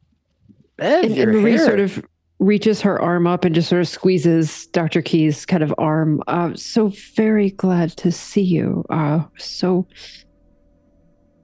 very worried about you. You look great, though. I don't know if I've ever told you. I've got a thing for blondes. You want to get dinner later? No. And Marie just looks she's very Will. brusque, and she goes to T and basically says that we're looking for someplace remote. Okay. He kind of looks at you, a little bit of trepidation. Yes, Dr. Key. Yes, Dr. Key. And he is only a handful of years younger than you. So like you're in your mid 30s or so, Bev. Mm-hmm. You could definitely tell like he's in his late 20s or so. He's older than, but he didn't realize he was going to be a wheelman today for a kidnapping. That was not what he was debriefed with. But that is what has happened. Okay. So he's going to take you, and it takes a while to get there. You guys are welcome to chat and fill each other in on what's happened in the interim. But he will, in fact, drive you to kind of out of the way, nowhere near your hotel. You're nowhere near Daniel Loman's, and he kind of pulls into this this kind of old. This old warehouse building seems to be unused. It's near the water, but maybe this gives you some nerves, but you realize it's not the same place that you've been. You kind of drive past this big water market where you can see all these different boats and stuff. People are kind of giving and exchanging various goods, and he drives past it, and then he kind of pulls off onto this, onto this little alley, and then into this warehouse somewhere, and. Frank Kearns kind of turns to you. Well, it's like, just go make sure no one's following us. Yeah. Okay, yeah. Go.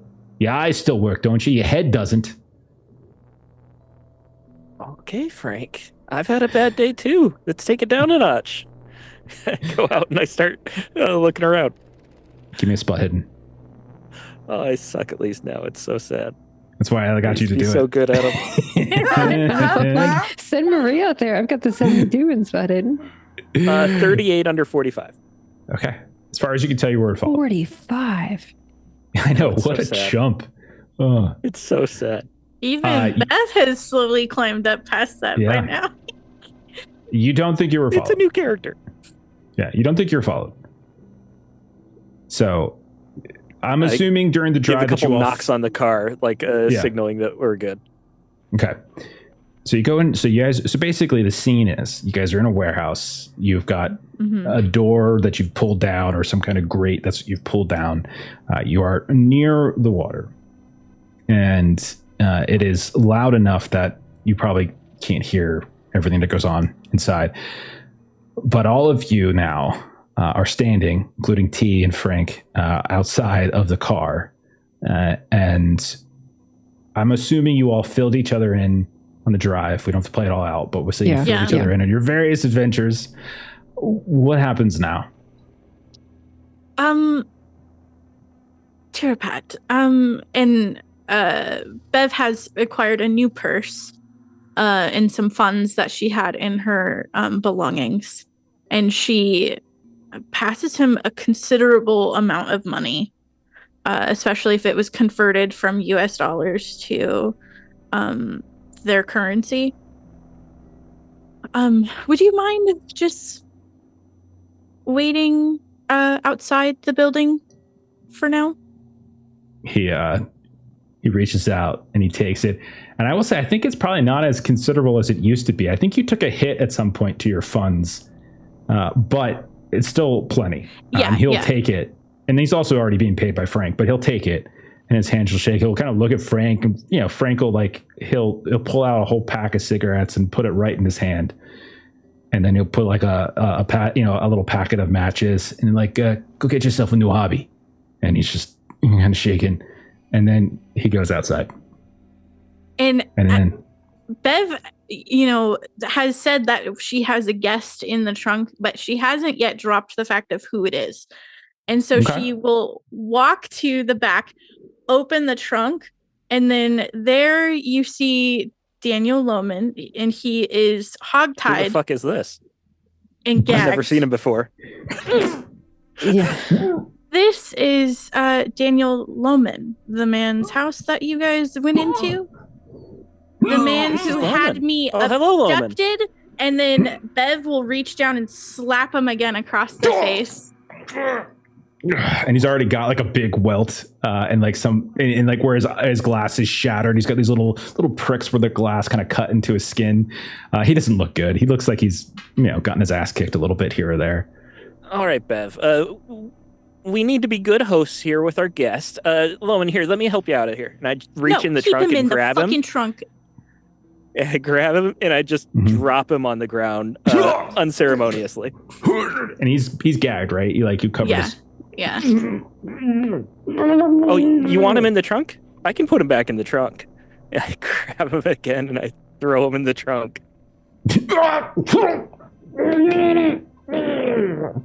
He again continues to kind of scream and wince. we have questions for you, Daniel. And depending what your answers are to these questions will determine the outcome of this entire encounter. Can you be a good guy for once and not scream if I take this out? He looks at you and he looks at the rest of you. Mm-hmm. Will, you have your gun, nodding. right? Yeah, and his eyes go wide. Loman, I guarantee that the sound of this gun going off will be the loudest sound out of here, and we don't want to hear that at all, do we? See, my friend Will here. I'm sure. Have you killed a man before, Will? You were in the army. A man? Dozens. Eyes go wider. And so Bev will reach up and pat his cheek where she slapped him. So be a good boy and not scream, and then she'll take the gag out of his mouth. And his eyes kind of, I didn't even recognize you. I like the new look. And he spits some blood out into the trunk. Mm-hmm. Where? This all seems to be like a serious misunderstanding. It's all. Really? Because having me abducted to be killed and knocked out in the car, yeah, that definitely is a misunderstanding. I understand. There was a warrant out for you. You apparently are a wanted criminal. And, really? And who would put out that warrant, Daniel? Some people at the embassies. Yeah.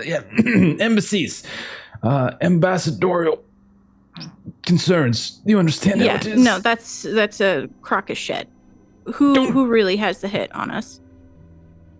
Hit on you? I hit on you. No. Like I said, just misunderstanding. Case of mistaken identity. Clearly. It's not, Daniel. We know about the nectar. The people in Savannah, the people that you bought their tickets to beat us up in Savannah, that misunderstanding, that ambassadorial misunderstanding. Okay. Someone give me a little bit of a roll here. I will take intimidation. It would be ideal. Right. If any of you can use it. If one of you has a better roll than the other. You all have it. It's just a question if you've too. I have 15. I know. Will? 15. I'm a scrawny little kid, beat up and smiling this whole time. I don't think I'd be that intimidating. Yeah. Whoever's going to roll is going to get a bonus die because there's a gun and there's much more of you, and he's just been in the trunk. But I do want to roll simply because. No, sure. All of you not all of you. 2 of you have seen what's in those sewers, and sometimes you have to understand, like, yeah, you can intimidate him and he might get scared of you, but does that mean seen worse? More of you? Mm-hmm. Yeah. Or what's in those sewers, right? So it's like, I'm still going to want to roll to see how pliable Marie, he you is. asked last, and you have the most luck, so I would suggest you. Okay. Yeah, that's fine. So I don't care. You all contributed. You go. When you can roll. So I'm getting a bonus dice. Can I take a boost? Yeah, you can do whatever you want. Just remember, bonus dice, boost, all that kind of stuff essentially negates your ability to improve the skills. Yeah. So I hope you all are tracking that, by the way, because I feel like we might have lost sight of that. Like whenever you take a player boost, the system will automatically light up as a success. You should unlight up that skill after you take our audience boosts. Yeah, I roll everything by hand, and I haven't ticked a skill in quite a few sessions because I'm always pulling boosts. Okay, go ahead and give it a roll. Right. 15, get a bonus die. Actually, no, you need a 25. You need a bonus die. Got plenty of luck. Gosh. Okay, so I rolled a 66 and a 46. So 21? Yeah, it's nothing. Dropping 21 luck? That's nothing for you. You're at what? 99 luck? 82. Jesus. So that'll drop me to 61. Okay. The way you say it so pained. I have 23 luck total. Right? I know, right?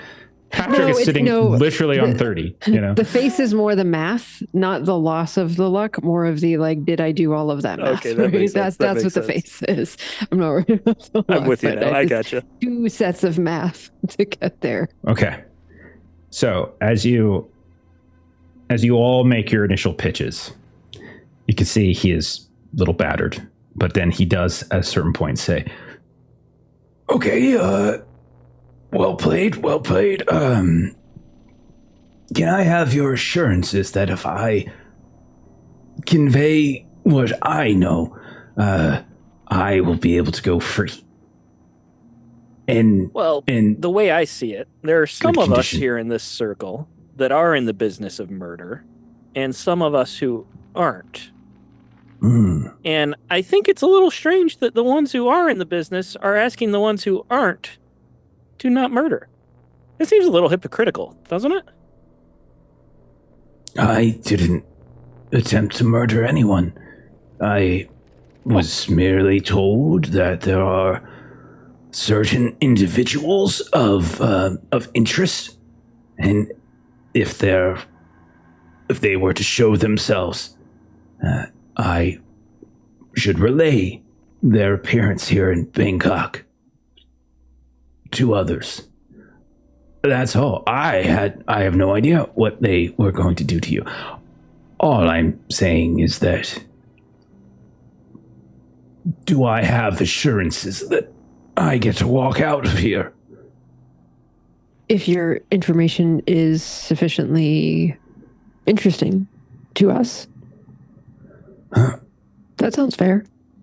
I tell you what, I won't kill you, but walking out sounds like a lot. Those kneecaps really seem like they need to be broken. You'd have to tell us something pretty compelling. But I won't kill you. And you can see he's reconsidering now. Well, if that's the case, then you'll just have to do your worst. Because whatever you do to me, they're going to do even better. And then he slumps back against the car and closes his mouth and just looks at you all quietly. If you tell us who it is and say we deal with them for you, then you would be out of hot water. No one would have to know.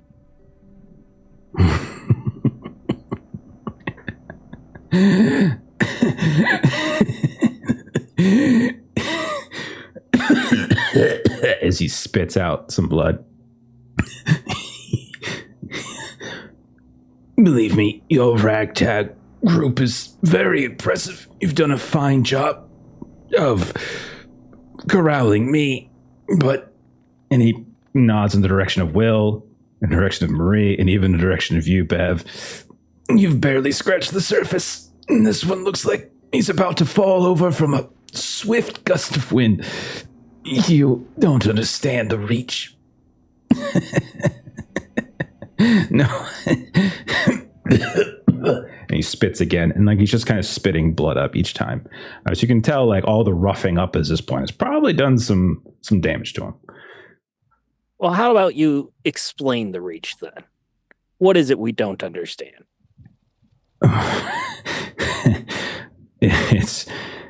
This is just one of many other operations. You said it, you know, Nectar. They're all around the world. And yeah, dozens of cities. Los Angeles, Mexico City, Malta. There's more. You all are just small comparatively.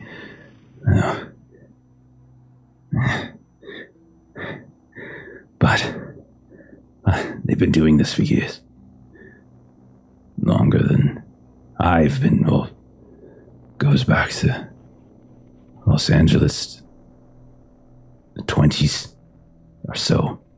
And then it's just, well, it's gotten bigger, and it's spread around the world.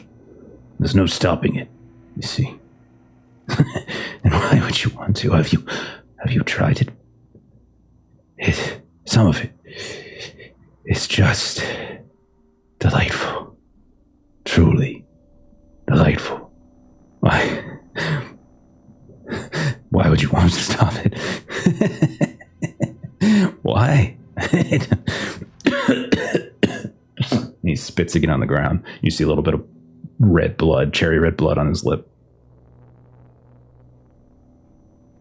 How did you already know what we were up to all the way back to Savannah?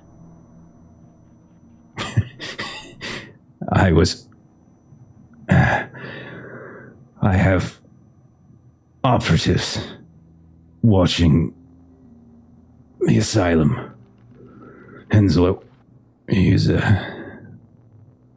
person of interest. And if anyone was to show up asking questions, either at the asylum or at the family estate, they were to take care of them. But you've proved very capable. Congratulations. That is a commitment to long-term surveillance. Well, there are very high stakes in this game. I won't pretend I understand all of them, but I am privy to many of the moves, many of the concerns. You know what we did in Mexico City? And kind of looks at you. No. Have you been there? Lovely weather. Did I do some type of roll to see if he looks like he's full of crap right now? Yeah, go ahead and roll psychology. Okay. All right. Trying to roll under 69. Nice. 49. Under 69. You definitely get the sense that he is kind of joking with you a little bit. That he's familiar. But it's not like he's hardcore lying. It's just more like you get the sense he's just sort of toying with you a little bit.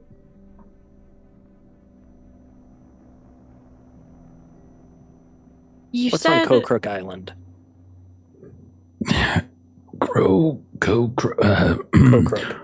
Rocks and trees and all sorts of things, I'm sure. I've never been there myself. I heard it's quite lovely, though. Why do your associates have an interest in it? Well, it's islands in off the coast of Siam. Must be a wonderful place to raise a family.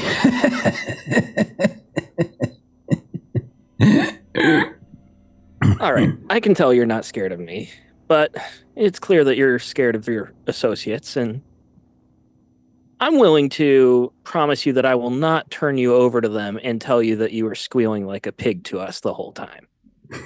I'll give you a chance to escape however you want, or you can deal with them. We'll just hand you over to them. You're going to talk to Joey and try.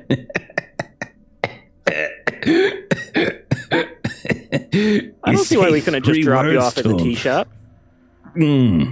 How'd that work out for you? How's it going to work out for you?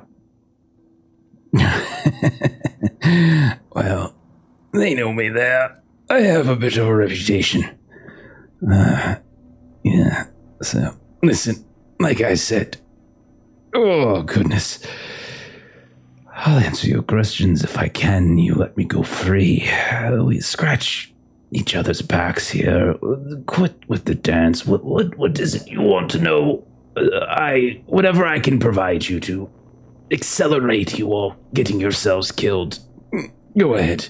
Ask away. I'm an open book. Why are your associates interested in Kokrook Island? As I said, it's a fine place to raise a family.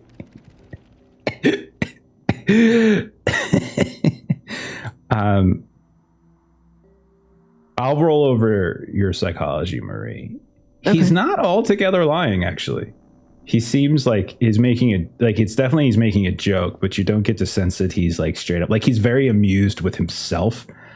It sounds like comment. Like he's made like a really good, like he's made a really good joke in some way. So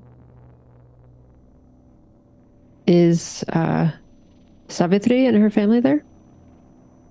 And that's when his eyes just look at you at this point, and you can see like the facade of his kind of smart guy routine.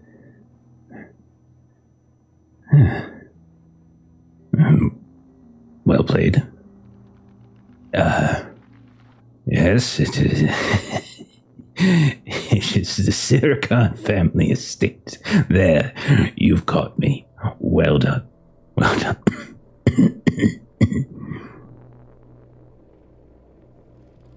Where would the rest of our group be taken to from the honey shop? Taken to?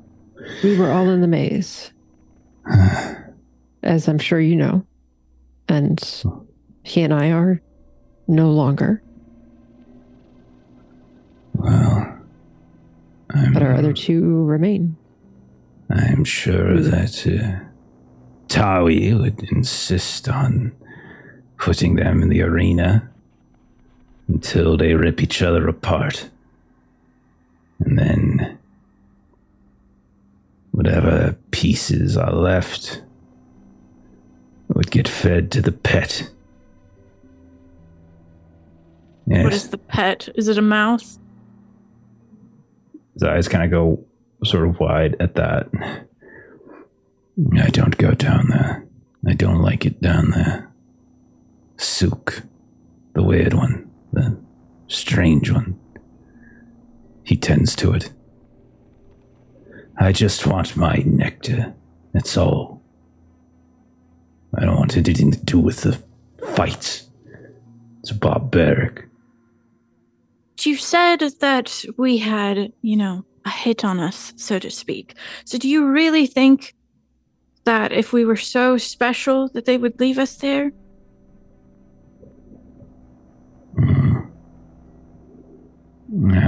Who do you answer to? You clearly aren't in charge here. And you could see like he slumps a little bit as you say that. Like that was like a hit to his ego at that conclusion, and you get the sense that you're definitely not wrong, but also that he kind of was enjoying pretending like he is more important than he really is. And he says, Savitri, she is... Tawi is in charge of the fight. Savitri is... Well, she has her own concerns. Not that she shares them with me anymore. Why is that? You can see it's like his face, like he's betraying himself a little bit. Like he's had this sort of, not tough guy, but like defending himself more with kind of this smart assery than anything else, because he's not a physically imposing figure, but he certainly has a kind of an attitude, but you can tell like that sort of seems to bother him. But he says she's, I don't know,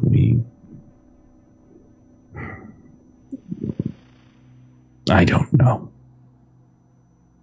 He just kind of looks off. And you get the sense that he's not lying at that point. Like he genuinely doesn't know.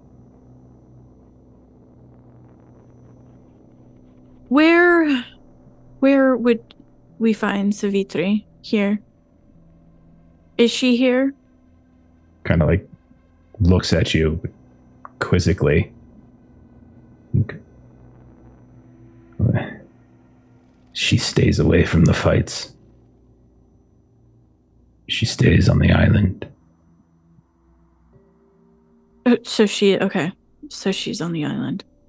Yeah. Sounds like a great place to visit. You've really sold it. Maybe we should bring you with us when we go. But before that happens, why don't you and Tawi get along? What is your divide? Tawi thinks himself my equal. He thinks he is somehow as important, that he understands things. Tawi knows the sewers. Tawi knows the fights. Tawi knows... Well, he knows the island. But he knows nothing about Los Angeles or Mexico City. He is a small man as much as he is a large one. He is a rabid dog on a leash, which is useful. But he thinks us equals. Have you had any contact from LA or Mexico? And you see him visibly kind of stiffen. Not heard from Mexico City. I assume that was your work. It's gone dark.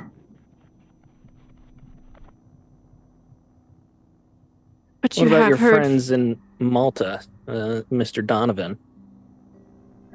What's going on over there? They have their own method, their own operations. I'm not privy to the intricacies of it, but I certainly prefer his varietal to what they produce here. How do they produce here?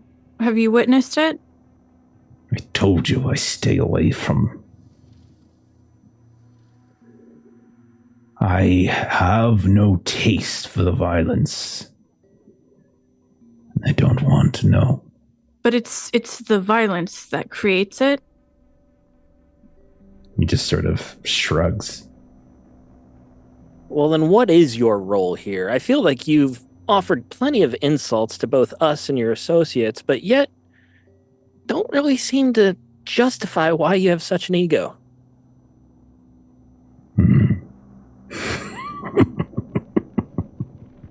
Just kind of looks at the other two of you, and I like Frank. Maybe I just know people who know people. What did you do before Nectar?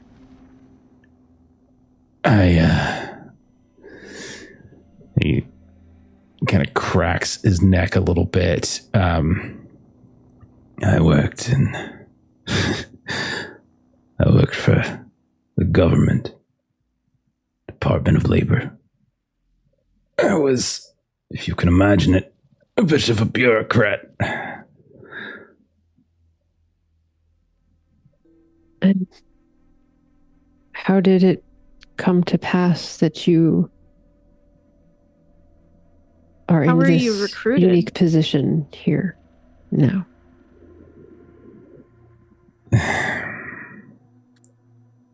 Savitri and I met in Los Angeles back in 1924. She was visiting. I was working. We met each other at some parties. And we became close.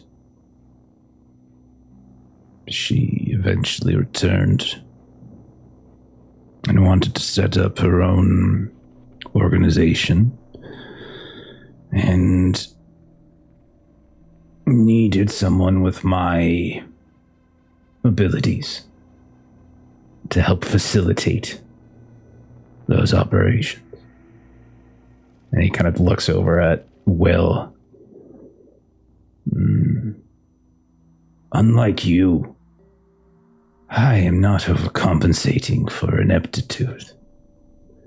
I know I am not physically imposing, but why does one have to be physically imposing when a quick word or a whisper and suddenly a whole fleet of police officers, government officials come barging in on your hotel rooms looking for you? And he looks over at Frank, or seizing a foreign aircraft that has taken up rental position within a regional airport. And he starts to grin at that point. Is certainly a skill set to have. We all bring our individual skills to the endeavors we choose in this life. You are a believer, then? I just want my nectar. That is all. Were you swayed by Echevarria? Or did you see through his lies? Kind of looks at you with a little bit of confusion. I didn't know Echevarria. Not well. Savagery, I think. They had a falling out, I think. Quarrel. I don't know. They might have been lovers.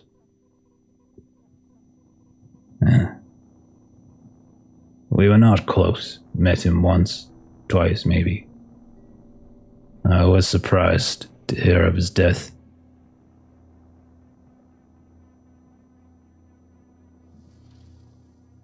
You were not in LA when that happened? No, we departed, Savagery and I.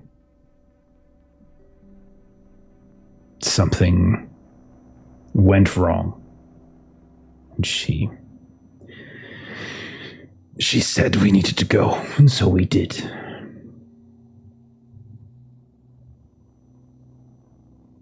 Now, what complaint did you make to have our hotel rooms raided? Complaints?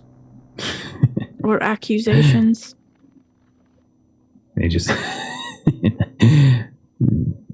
My dear doctor, I don't need accusations or complaints. I just ask for them to be raided.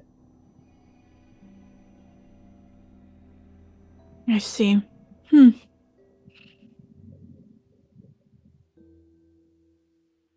Now, is that about it?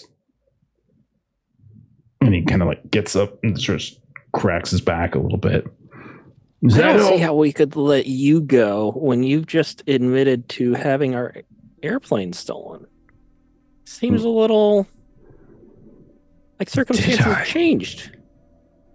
It's interesting. Did I admit to that? Now, if it only takes a word for you to call these things in, then it should only take a word to call them off as well, wouldn't it? Doesn't seem like it'd be too difficult for you. No, you're very right, sir. And once you let me free, I will make that phone call post haste. Well, despite the fact that you dislike Towie and the fighting pits, it does seem like we would require some efforts on your part for the rest of our party.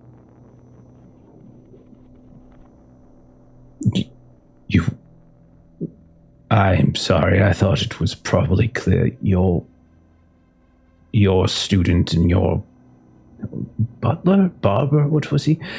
Anyhow, they are most certainly dead at this stage. My condolences.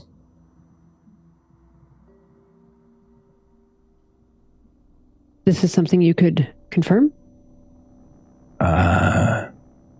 That would take time. But I would certainly, after taking care of your aircraft, it would be my second task, without question.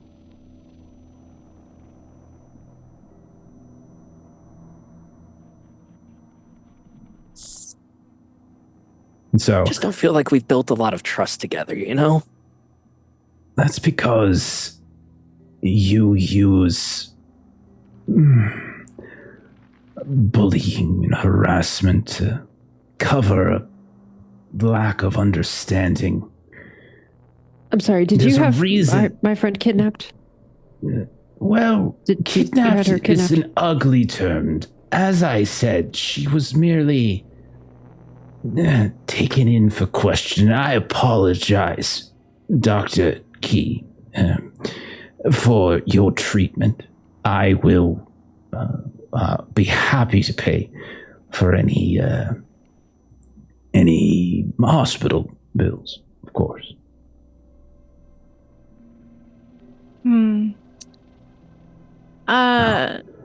Bev's gonna gag him again.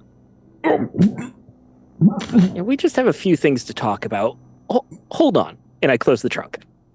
And we'll go ahead and we'll fade out of there. And we'll cut over to Shima and Patrick, who have been patiently waiting while the three of them hug the scene. Okay, you all can take your headphones up. All right.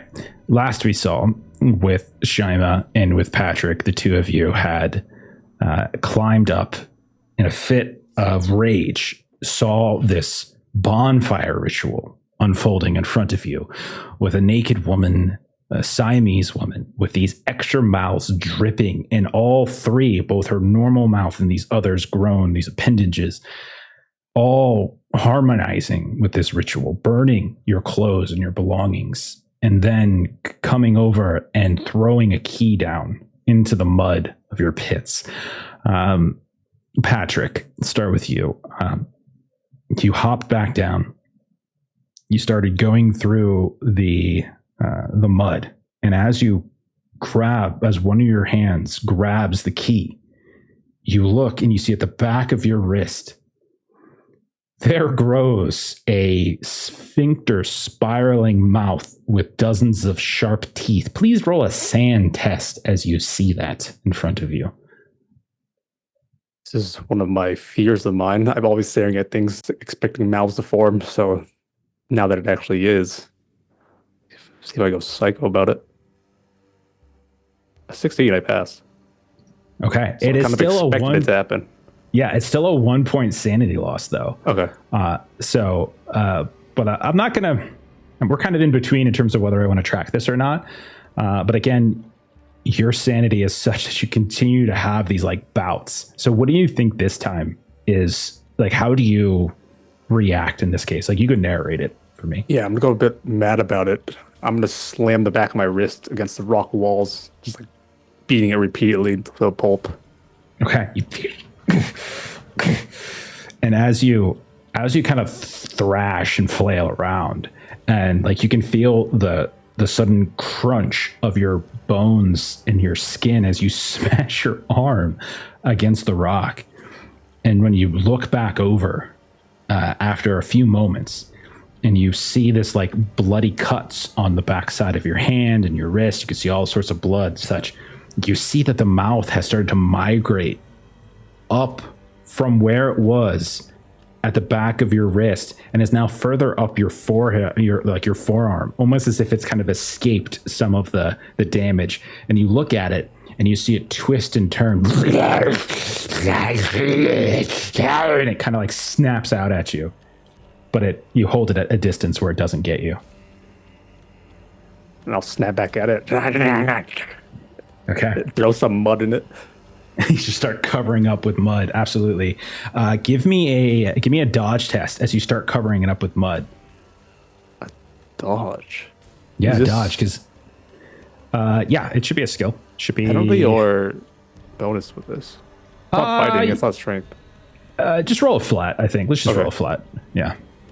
It's really just to make sure you don't get bit by this thing while you try to cover it with mud. It's a fail. Okay. So as you reach out and try to drop these chunks of mud and smother it a bit, one point your hand gets too close and the twisting, grinding mouth now. Again, it's very kind of spirally, sphincter, with all of these different teeth. It kind of catches a part of your skin and it kind of twists and grinds through it. You're going to take some damage from this. You take 2 points of damage as it just carves and rips a chunk of your skin away from where it bites into it. Okay. So as you're thrashing and covering it and dealing with this, another bout of madness, Shima, we saw a very similar situation. You're scrambling around. You're trying to find this key that you just saw thrown down and sunk into this muddy pit.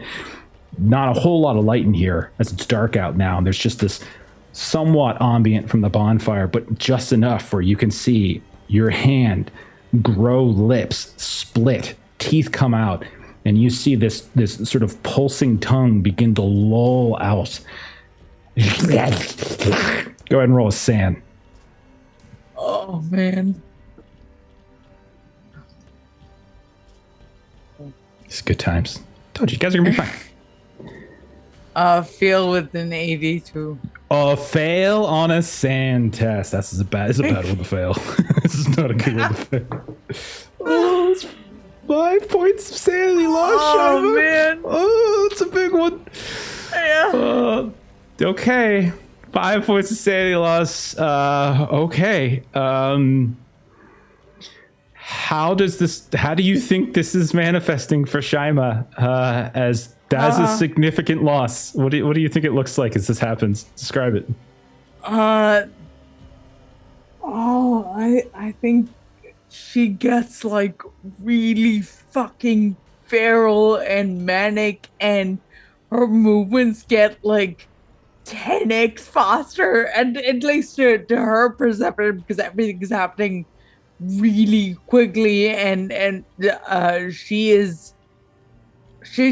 starts to climb the wall again. There's there's a key down here, and then she's gonna go and retry and find the key again, and try to climb up, open the gate.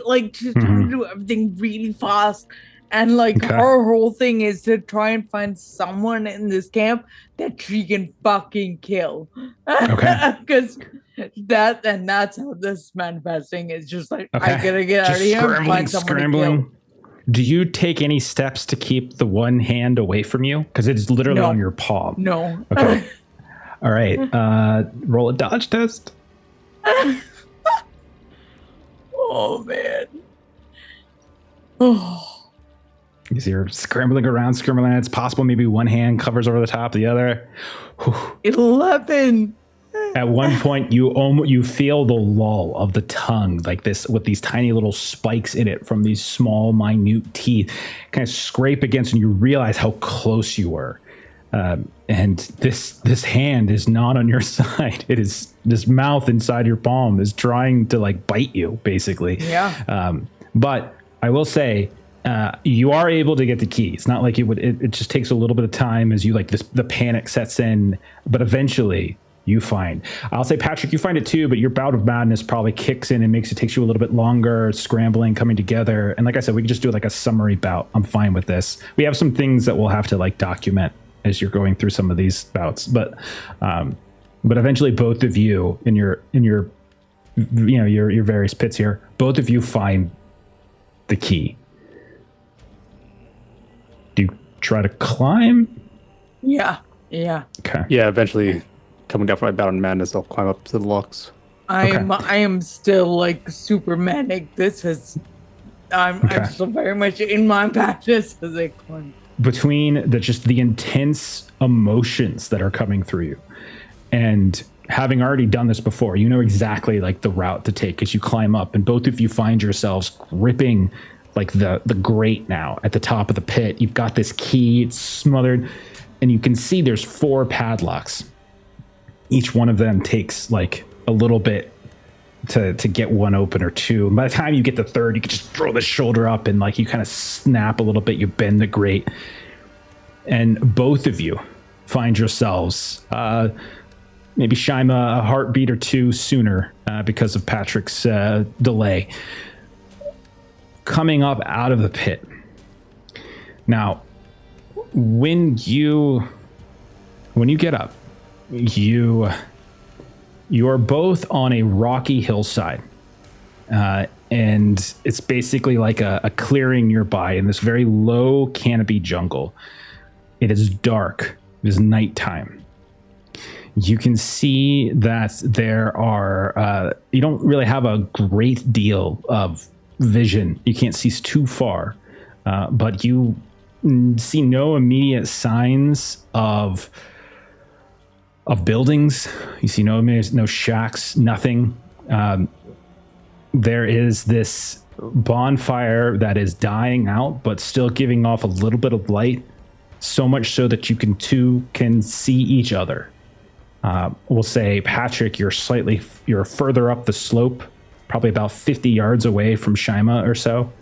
And Shima, like, you're looking around for anyone, and you're up here for a couple heartbeats before Patrick, and there's no one. There's no sign of this woman that you've seen before, but you do notice there are several other grates, much like the one that you just climbed out of, these pits that are scattered about at irregular intervals, none of them particularly close to one another, all throughout this rocky hillside. What do you do, Shima? I'll give you first dibs. I still have my bout of madness, I imagine. You don't have a bout of madness. Oh, that was a Patrick thing, because Patrick's got his indefinite insanity. So whenever he loses sanity, I thought it triggers. like losing 5 sand. That is a Delta Green thing, where you lose your shit. I'm so sorry. It's still a temp I'm insanity just thing for Call of mixing it up Cthulhu. then. Is it temp insanity? You have to roll an int first. Oh, an int. That's right. Happens. Thank you. Yeah, give us an int test there, Shima. Thank you, Long. A success with a 47. Yeah, temporary insanity occurs when you lose 5 or more sanity points. A success. Okay, you recognize the significance of what happened, and you go temporarily insane for. Hang on, let's do this for 2 hours. Okay. And it ends with either a good night's sleep or the end of the rolled number of 2 hours. So there's essentially 2 phases to this. It's a bout of madness. That's the first phase, and then the underlying insanity. So you effectively lose all self-control. So for a short time, I control your character, and/or I dictate the actions that you take. The good news is that you can't lose additional sanity during this bout, and this lasts for 10 combat rounds. So Holy shit. 9 combat rounds. It's 1d10, I meant to say. So it's 9 combat rounds. I'm going to play off what you had mentioned, because you had said that you wanted to, that you kind of wanted to find someone to kill, right? Yeah. Let's see what we got. Just going to roll a couple, see if any of these make sense. It's just, it feels to me like Sham is usually like really uncomfortable with how good she is at hurting people. So an insanity would be her being like, I'm fucking good at hurting people. Okay. I think what's going to happen, violence is one of the ones I rolled similar to what happened to Patrick when he was in the arena. This red mist just sort of descends on you as you climb up. We'll say you burst out in this like Hulk-like rage. You look around for anyone or anything to destroy. There's like this dying bonfire. No one yet. Well, I'll say Patrick hasn't climbed up yet. There's nothing. You look off a little bit further down the slope, and you can see that there's these low canopy trees And so I'm going to say for a little while, for like these 9 combat rounds, Shima, you run off like a feral lunatic into those trees and just begin wrecking them, just ripping stuff up, breaking things, destroying branches, tearing up shrubberies, just like picking up rocks and slamming them down and just making this like an extremely strong, terrifying hissy fit, essentially. This massive like temper tantrum where you're just creating this huge... I love that. That makes so much sense. Patrick, you get up shortly after. When you climb up, you're again on this slope, this rocky hillside. You see the dwindling bonfire. You look around, you can see all these other pits that are variably spaced around this hillside, and you notice, I'll say, one of the pits, much like your own, the grate has kind of been ripped off of it. And is laying off to the side. You see no signs of Shima. You see no signs of the woman who poked you. And the mouth that you have on your arm is caked and coated in mud for now, but it's just mud and you can already feel it falling. You have no clothes on. Patrick, what do? We'll say your bout of madness of just like this sort of frenzied state at the bottom has started to subside. What do you do? Towards the leading bonfire, see if there's anything left around. You step over, you notice that there are there's lots of ashes of like clothes and belongings. You can see that one of like a pair of shoes similar to what you've worn before, maybe something you've seen Shima wear or whatever, are burning away. Let me see what else. Something else you might notice. You see what's something, because you got stripped before you went into the arena, but you maybe got left in your skivvies. Do you wear like a necklace or a bracelet or a ring or anything like that? Yeah, I carry around my barber's razor. You see that's it. Ring. Did you get guess, rid of I would have those. Okay. I would have both. You see in the fire, in the coals, in the tinders that are burning, you see the ring melting away. You see your barber's knife melting away. It's like they've been inside the fire for a while, and you can see they've already deformed a bit, but they're in there. I'll kick around at it to see if I can pick it up. Okay, give me like a dex test to see if you can deftly grab this without taking. You're able to get it. It's just a question of whether you can do so without burning yourself. You're able to kick here and there with your bare feet. By the way, you're completely nude, but you're able to kick the bonfire in such a way that it tips over, and the partially melted ring and the partially corroded and destroyed barber's knife is come free. They are not in good condition, but you have managed to rescue them from the fire at the very least. Give me a listen roll. Am I still high from nectar? Yes. Okay. Yeah. All of this is with a heavy undercurrent of rage. This is going to be true for a while. I was going to actually ask before, and I'm so sorry, I completely forgot.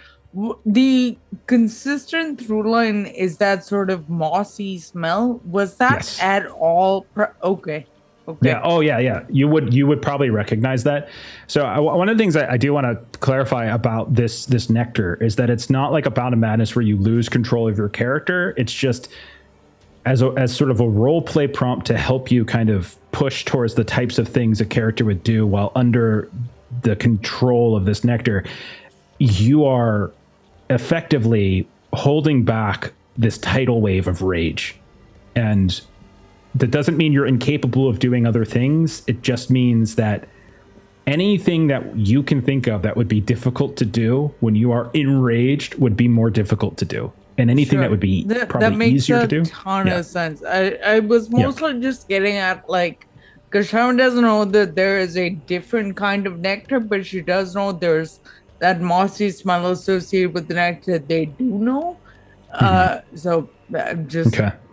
Before everything started, I was wondering if that was something that you may have been able to get. I failed to listen. Yeah, you would have gotten that. It was nasty in your pit, but you would have smelled it. Patrick, with an 85, it's a fail. You wouldn't hear Shima raging, but you do hear in a pit relatively closer to the bonfire the sounds of like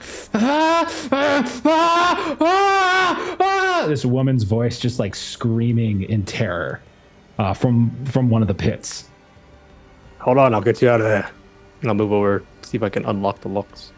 And yeah, you look down. It's the same situation. 4 posts nailed into the bedrock. This rock, and you can see that that they all have padlocks. Do you have the key still? Yeah. Yeah. For the sake of it, we'll say same key. Go through, unlock them all. Maybe like one of them takes a little too long, so you just got to kick the last one. And you look down, and you can see that this woman, young Siamese one, late 20s maybe or so, she looks up at you in terror on her face, absolute terror, and she's like this like mix between screaming up in fear and screaming up in anger. And when you look down, you can see that she has like stuck her leg out, and there on her leg below the knee, a mouth, the split down the middle, huge fangs coming down from the top, snapping out at her, and she's kind of holding it at a distance. What is this? What is this? As she's screaming up at you. Come down and reach for her. Give me your hand. Okay. You look a little wild, buddy, but probably look better. Okay, so she'll reach up, and we'll say she starts climbing as best she can, but she's struggling because she's got the one leg kind of she's keeping out to not let it bite her. But eventually, as she's hopping and pulling herself up, she grabs your hand and you just pull her the rest of the way up, and she just flops down, the two of you. The mouth on the leg is like almost snapping at you as you kind of kick yourselves away from each other. She's in the same condition you are. You can see rage. You can see the mouth growing on her leg. You can see that she is completely nude, covered in the mud, in the muck of the pit itself. And it's around this time as she's like, what is this? What is this? What is this? You hear the sounds of violence as you look over and you see the canopy of the trees behind you just shaking, and this small sapling just falls over. And there, standing over top of it, and the bonfire light, you see the tall, hulking form of Shima ripped from her time being a wrestler at Miskatonic University, right? And you see the big wound on her side. What do you say or do, Shima, as like this is your first appearance for Patrick? She looks at the mouth on her. She looks at her hand first to see if she was imagining that, or it's it's still there. It's still there. And not only that, you can see it's literally swallowing chunks of bark and shrubbery that you had grabbed, as if it's literally doing the same thing. Ripping through it, dripping this hideous acid. Okay. She will look at Patrick, and this one's like, oh, this is going to make everything better. So Patrick, you see like Shima's deranged face holding up her hand. She's got a mouth on her hand. What do you say, Patrick? What are you talking about? What? Are you all right, Shima? Oh, I've never ever felt like this. And she has this big manic grin on her face. And then it's about this time when, Patrick, you see something moving in the sky behind behind Shima, and it's moving fast. And it's just, and then it smashes down. And you see on the rock side this eruption of gore as a body flung through the air over top of like a catapult lands on this rock just a handful of feet away from where Shima is standing, and you see it just explodes, and all these different limbs and blood and gore erupts from it. You hear the woman next to you scream, "Ah, what is this place?" Ah! We're going to cut from that scene. Sorry, Log. Because I want to check in before we leave with our other crew. We're going to ask them to put their headsets back on.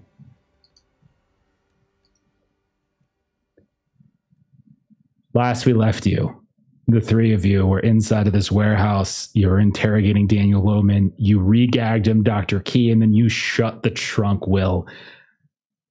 You've all been talking strategy. It's somewhere in the afternoon, maybe evening time. What do you do? What's the next course of action for the three of you? Are we agreed with that plan? A spirited conversation has been had. I don't agree. Oh, interesting. Bev wants to blast his brains out because his use has been completed. Okay. But 2 of us do not want to do that, though. So I am outvoted at this time. So the conversation that we've been having is that we have him. We believe that this means that he's leverage.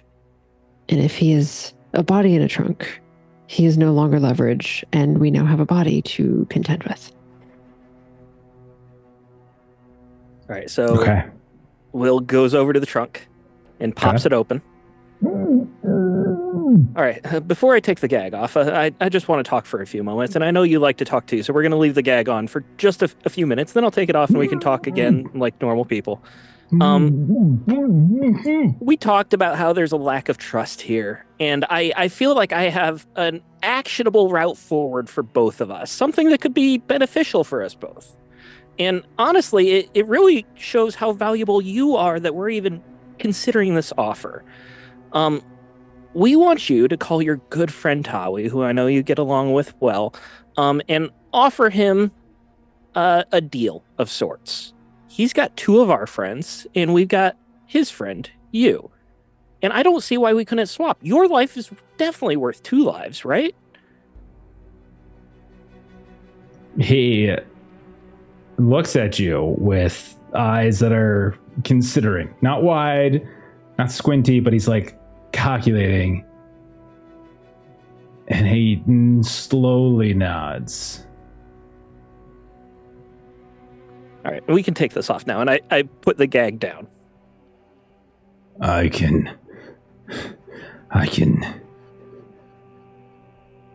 be your liaison, your representative. We can go. A little matter of trust. We will, of course, choose the location it happens, and we do need assurances that our friends are still alive. First, I can't call Tawi. Tawi doesn't have a phone. If he did, I don't think he would know how to use it. Secondly, there's really only one way I can contact him, and that's going to the honey shop, which I will do on your behalf. You can come with me. Can you write a note that he would know came only from you? The passcode is verbalized. Oh, you can write it down for us. Well, as you said, there is a bit of a trust problem here. I go with you, we're all together, and you hear me say the code. Simple, easy. Can I do a psychology check on him to see how earnest he's being? Go right ahead. Yeah, go right ahead. I'll take some boosts. Did you make another character with good psychody? I do have 60 psych, so that's not bad. So I'm going up to 80 with the boost. Come on, son. Nice. That's a 77. So thank you, audience, for making that a pass. Nice. Okay. So, you used 2 audience? Is that what you said? Yes. I said I was taking a couple. Yeah, I took 2 off. Yeah, he's holding. So he's not telling the full truth about what he just said. Like, he's willing to do it, but you definitely can tell that there's something he's withholding.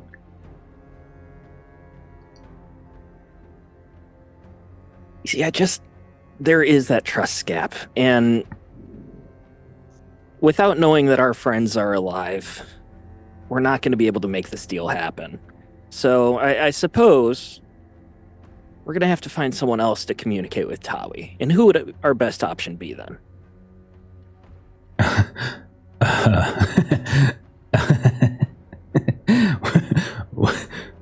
Weren't you in the sewers? Weren't you there? You know the answer to that is yes. Do you think that's an institution that has effective high-level means of communication? No. You are... I am your only choice. How does Sirikon talk with him? However she wishes.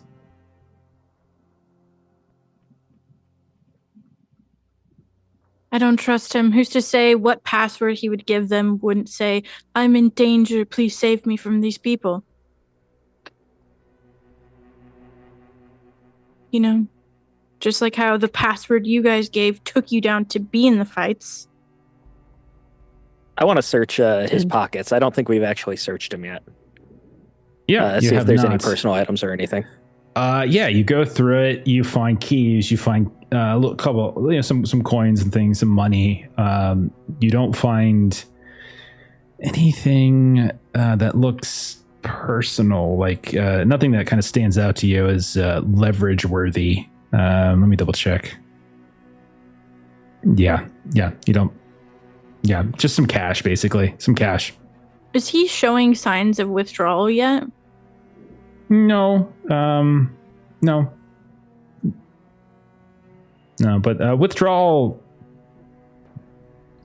I'm not sure. Assuming you all filled Bev in on what you saw in the apartment, there were empty vials. So more than likely he has hit some nectar within the past 48 hours, and that's not a big enough window to really cause trouble.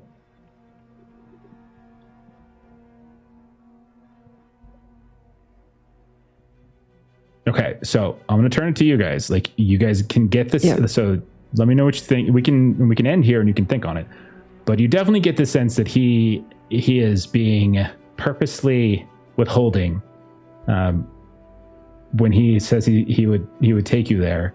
But I will say that, rolling your psych over, Will, everything he said about Tawi not being the type of person who gets phone calls and stuff, none of that seemed inaccurate, right? Yeah. So there's not like a concierge at the front of this place that's gonna like. So the idea of actually reaching out to him, going to the Fragrant Honey Shop, he's not wrong. That does seem like the way to contact him, as far as you know, and as far as he seems to know. So it's just a question of whether you want to risk that or you have a different plan. I think we need to talk it over again. What do you guys think? I know what I want to do. Ashley very much is opposed to. Yes. To be clear, I think in character, this is a heated conversation between us. It's just been civil, but there's definitely not been right. Like, sorry, not trying to say. We all came to accord. So, why don't we say this? So, as you're looking at him, as he's saying, "You need me," maybe it dawns on you that he's not lying about that. Yeah. Shove the gag in his mouth, slam the trunk, and we'll cut it there for tonight. And we'll pick it up there next week as you all can think between sessions on what you'd like to do. Yeah. Thank you. If only you guys could hear what we could have ended on with Shima and Patrick. Holy shit. I just didn't want to leave you guys hanging. Oh, you could have ended it on us. Awesome. We were in an intense conversation. Yeah. Clearly not in the general chat of anything. Ashley just kept posting GIFs of people's heads exploding, like just repeatedly. She's got murder on the mind. Very nice. All right. Well, I just think it's a loose end we don't need. Listen, guys, I want to congratulate everybody. We now are in fewer groups than we were last We time. started with 17 threads, and now we're down to 15. We are still in separate groups, but we're we're closer. So we'll see. Okay. The sounds I was hearing vaguely coming down the hall. Are you cheating? The music when we got back. I was like, cheating. What is this music? I'm scared. Cheaters listening to music. How dare you? Listening to me down the hall, Melissa? How dare you? That was when you told me to put my headphones on. Mm-hmm. But I didn't tell you to listen. Oh, I'm sorry. I tell you to unmute. All right. I glance at Zoom and I see Jeff and Maitre and Long all laughing together. And just we're talking so much shit about it too. It's been a great time. It was mostly just talking shit about you guys. It's really been nice hanging out with two of them and having to deal with your bullshit. I'm an asshole and I don't have friends. Yeah. It was fun. It was definitely a fun app. And we get to do it again next week. Continue to be in separate locations, literally playing 2 different sessions with 2 different groups of people and weaving them together. I just want my friends back home and alive. Yeah, okay. Listen, I know it's a make-believe game, but it ain't that make-believe. Oh, shit. All right. Okay, let's go ahead and do some closing plugs and we'll get on out of here. So, Steven, let's go ahead and start with Maitre. Maitre, what do you got going on? I was not ready. You should be. Still, super anxious. I Call of Cthulhu is one of the only places where being a death fight arena is the safer option. Definitely. Definitely. But I plays games on YouTube where I make system agnostic or multi-system content about tip-tops that center the GM and player experience that you should check out if you feel like checking out. Awesome. Fantastic. Links are in the chat or they're in the show notes, descriptions if you're listening to this or watching this later. Steven, I feel like I know what you're going to talk about. I make single system content for a system called Huckleberry. It's a Weird West game. It's a ton of fun. It is available right now on drivethrurpg.com. You can get links to it on huckleberryrpg.com. We've played it here on the channel. If you join the Lollygagger Discord, you have a chance to play sessions. I occasionally post open sessions for anyone to test out. And I need 5 more sales to hit a metric that'll make me very excited. So go out and tell your friends. Right now, tell your friends to go check out Huckleberry. It'll be greatly appreciated. Awesome. Fantastic. Dude, seriously, it's really fun. You're doing great. Some of the art you've been showing me lately is so good. I can't wait for the next update on certain stuff. Well, that's very the best part for me because I don't actually have to work at that. Someone else is doing the hard work on the art and then it looks amazing. So yeah, it is. It's pretty great. You all, man, you have really good stuff coming. There's already amazing stuff out, but you have even more awesome stuff coming. I can testify to that. Okay. As for the stream, next game is Monday. We can see a couple of us here playing through Otherscape, our Mythos cyberpunk world. Then on Tuesday, Steven hops into the GMC, runs us through Star Trek Adventures, the voyages of the starship Intrepid. Thursday next week, you should be finishing up Arzium. That's the plan. And then Friday, Aaron will hop back in and he will run us through some more Dragonbane. We'll be back again on Saturday with more Call of Cthulhu, or maybe, just maybe, we rejoin the group. I don't know. Probably not. Anyhow, thanks everybody for hanging out. Thanks for the rates. Thanks for the hype. And we're going to go ahead and raid somebody. We're going to raid Demon X, our buddy over there. They're playing some Cyberpunk Red. So follow that raid. Have a great rest of your night. We'll see y'all later. Bye-bye. I'll be seeing you.